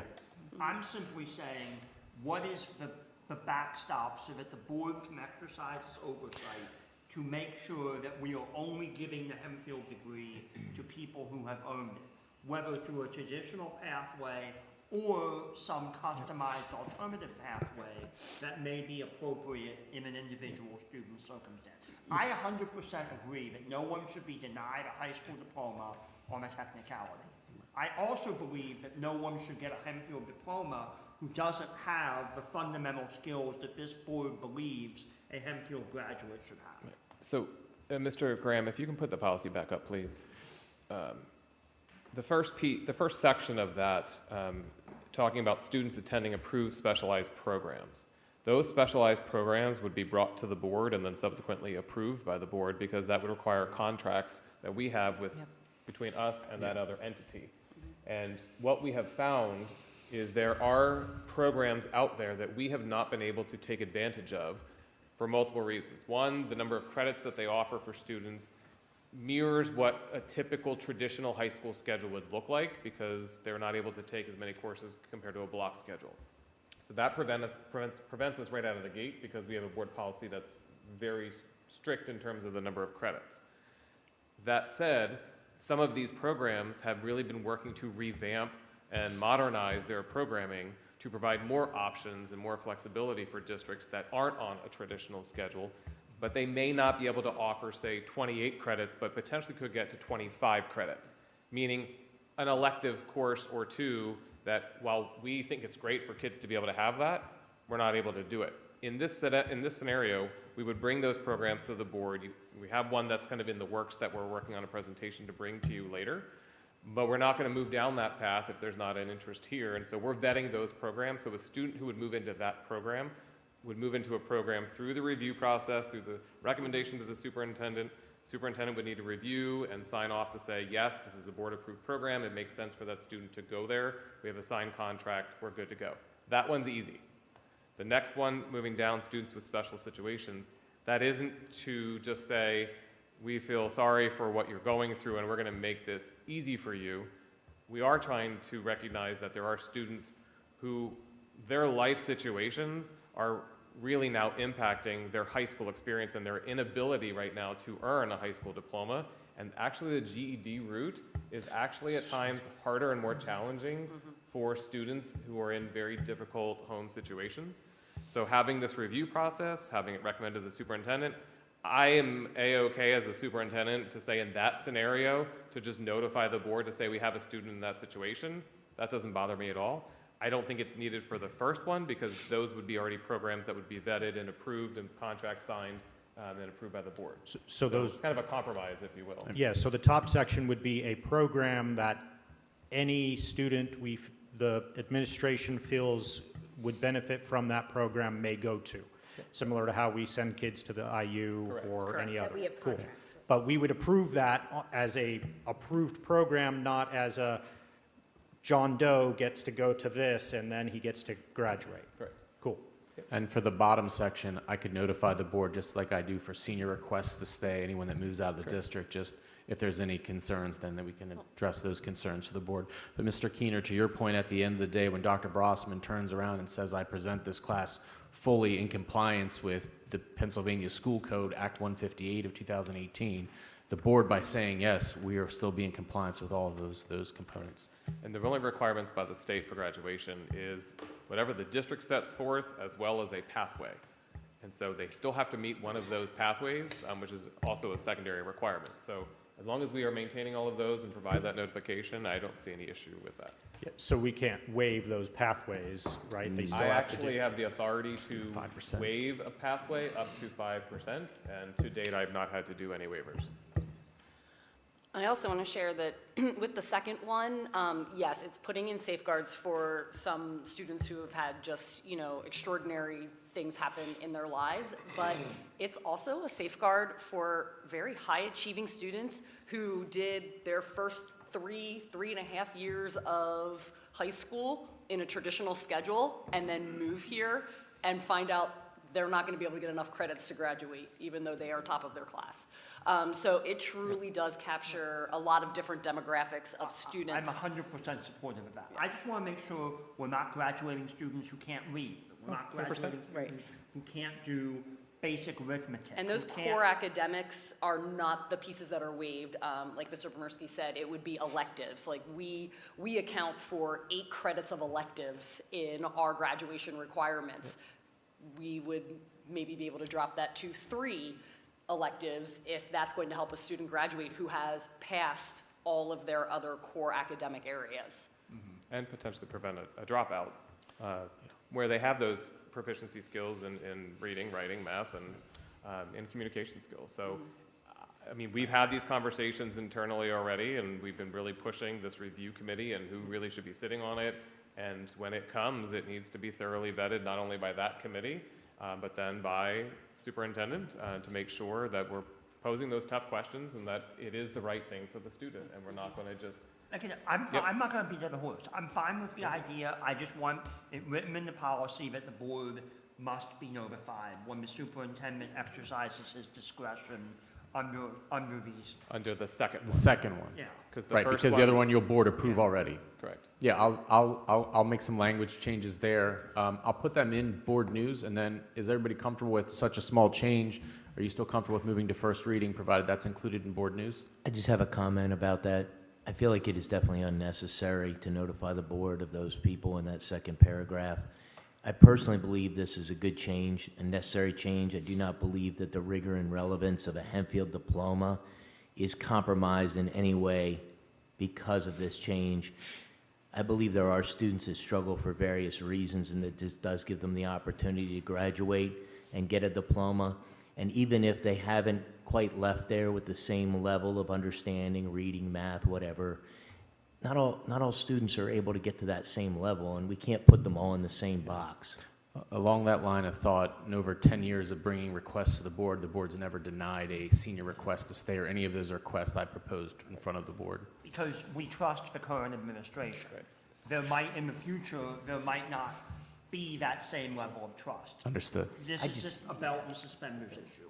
I would just suggest that that could be changed at that time, and also that it's just additional work for the board that I feel like is completely unnecessary. I can't imagine ever the educators of any school district now or tomorrow or in the distant future ever watering down education to the point that you're leaving here with a diploma that means nothing. I just don't see that happening. And I would also just highlight the fact that we require, I believe it is 28 credits to graduate. Most schools require 23, 24, I think maybe 26. We have some of the highest requirements, which also challenges this. So I respect the fact that this is even more difficult when they come to Hempfield because of those requirements. I've asked that those graduation requirements be looked at in totality, not just for this situation. I have a question, because I didn't see students or their person, their parents, their Guardian. Yeah, so how does that factor in? Like, it has this, the Student Services Approval Committee, and then it, there's guardrails and safeguards, and then it goes to the superintendent, but I was just a little about how the students involved in their... Sure. So for the first scenario, the student would ultimately be referred by their counselor and their grade level principal as them thinking that the student would be a good candidate. From there, they would fill out a referral form that would have all of those questions, all of that information that we are seeking to find, and we would go through the approval process, and at the time, if the student is approved for that program, we would then have a meeting with the student and the parent to share, we have this opportunity, we think that this would be a pathway to graduation for your student, and share the information, and obviously offer, tours of the program and more information at that point. The second scenario, that really happens at the time of registration. So when a student comes in, the first thing the counselor does is look at their transcript, and then the counselor would be meeting with the student and the parent to kind of outline, these are the credits that transferred over, this is what they still need, this is what their class standing would be. So they get involved at the time of registration. Thanks for giving, that helps Yeah. with all those involved. And I also think, and I don't remember what I think, so I saw your hand go. I didn't want to distract you, I'm sorry. Go ahead. I'm kind of going beyond the Hempfield diploma. What does their transcript then look like if these adaptations are made? How is that reflected on their transcript, should they then want to take it to an institute of higher education? So in the second scenario, they're still meeting Pennsylvania guidelines for graduation, so their transcripts still have the courses they took, the grade that they received in it, and their credit total just might be different at the bottom as opposed to another student in the high school, but that credit total might be 22 or 23 credits rather than 28. But it wouldn't be 22 out of 28, No. it would just say 22. Correct, it would just be Can't do that. the credit total at the bottom. So, Ms. Small, I heard, oh, sorry. I remembered, and there's choice. I mean, this is an option. It doesn't mean they have to take it, correct? For that, the alternative program, yes, it would be something that we would present as a, we think this is your best chance at graduating. So, question, a board member saying, yes, it should be on there that we notified the board, and another board member saying not, I'm just looking for general Yes, consensus. we have a so that- consensus on whether we need the addition or no. 'cause I mean, if, my understanding of Mr. Keener's point, it's notifying the board, it's not necessarily seeking approval from the board? Correct, so, I will agree with Mr. Walgemuth on this. I don't think we should be down in the weeds on this. But I think, to me, this is an exercise in oversight, not an exercise in management. Yeah. And if we see one of these every 2 or 3 years, then that makes sense to me. If we start to see a few dozen of these in every class, then I think the board would want to know why we are seeing an influx of alternative pathways. That's all. I'm not here to second guess educational judgment of the faculty or the administration. That's not our job. We don't have that expertise. I just want to know from my governance and oversight role how often this is happening and why. That's all. As long as it is not, I'm fine with the addition of it as long as it does not impede. As long as it's a passive permission like I do with the other ones. It's simple notification. Simple is what I'm hearing. notification, Yeah. just of, we'll put that in board news, just like we Is do that for the general? senior request to stay. Is that general consensus? Not a hill I'm gonna die on, so I'm fine with it. I just have a question about, I guess, the why. Like, not why you're asking, Mr. Keener, I understand that. You said in the notification to include the why. Is that necessary? Generally, what I would do to the board is in board news, you receive a report, it would say pertinent to policy 217. We have this student that is meeting this exception, please let me know if you have any questions or And you concerns. usually provide a very high level overview. Generally, I'll put they're in good standing. Yeah, like That- super high 'cause- level. I don't need to know the personal affairs of our Because students the when policy, this that occurs. policy That's calls not my business. for confirming good standing. This one technically doesn't, but obviously I wouldn't be putting it in front of you if it wasn't. Can I ask a favor? If we're going to do this notification, can I ask that it be a notification of numbers? To Mr. Keener's point, he wants to know that there's not dozens every day being added to the list. So can it be a notification of we had 5 students this year, or 10, or 20, or 30, or whatever that number is, rather than names and specific information? That way it could be put in board news. It would not need to be executive session. I don't need to know who they are, and if your concern is the numbers are climbing exponentially, that answers your question for you. Is that something we would consider? I would consider that, yes. I agree with that, and On I board. think that addresses, I think you and I have the exact same concern is, look, right now we're good, but if we start seeing more and more and more, this is something we should talk about again, not that we're Exactly. going to deny That's anything. my point. I don't want to be down in the weeds on this any more than anyone else does. It's not our role. But it is our role to safeguard the integrity of the Hempfield education. And I want to make sure that's noted. So we'll make that adjustment, and then we'll move to first reading? Yes. All right. The last three, if you don't mind, we can handle collectively. As I'm finishing up the 900s, 914, 917, and 918 are all up just because I'm finishing up the 900s. 914 and 917, the date just needs a revised date. 918 is Title I, and is something that we get renewed almost every year for our Title I audit. So if you have any questions or concerns, I did check with policy language. They are all consistent. There's not a lot of new updates, but I'm certainly interested if the board has any feedback on any of those three policies. I have I guess it's just a general question about policy 918, the Title I, with family engagement, right? Reading through just both the authority and accessibility sections of the policy, are we currently in compliance as they're stated here? Yes. Great. Dr. Dandridge, because we've been audited Great. with this. and- Yes, Yeah. that's why I'm asking. Yeah. Yes, Yep. thank you. Yep. All right, moving all of those to first reading? That'd be splendid. Perfect. And then, is that all we have? That's it. All right, could I have we have a schedule of upcoming meetings listed here for your review. And then, can I get a motion to adjourn to executive session? So moved. Second. Thank you.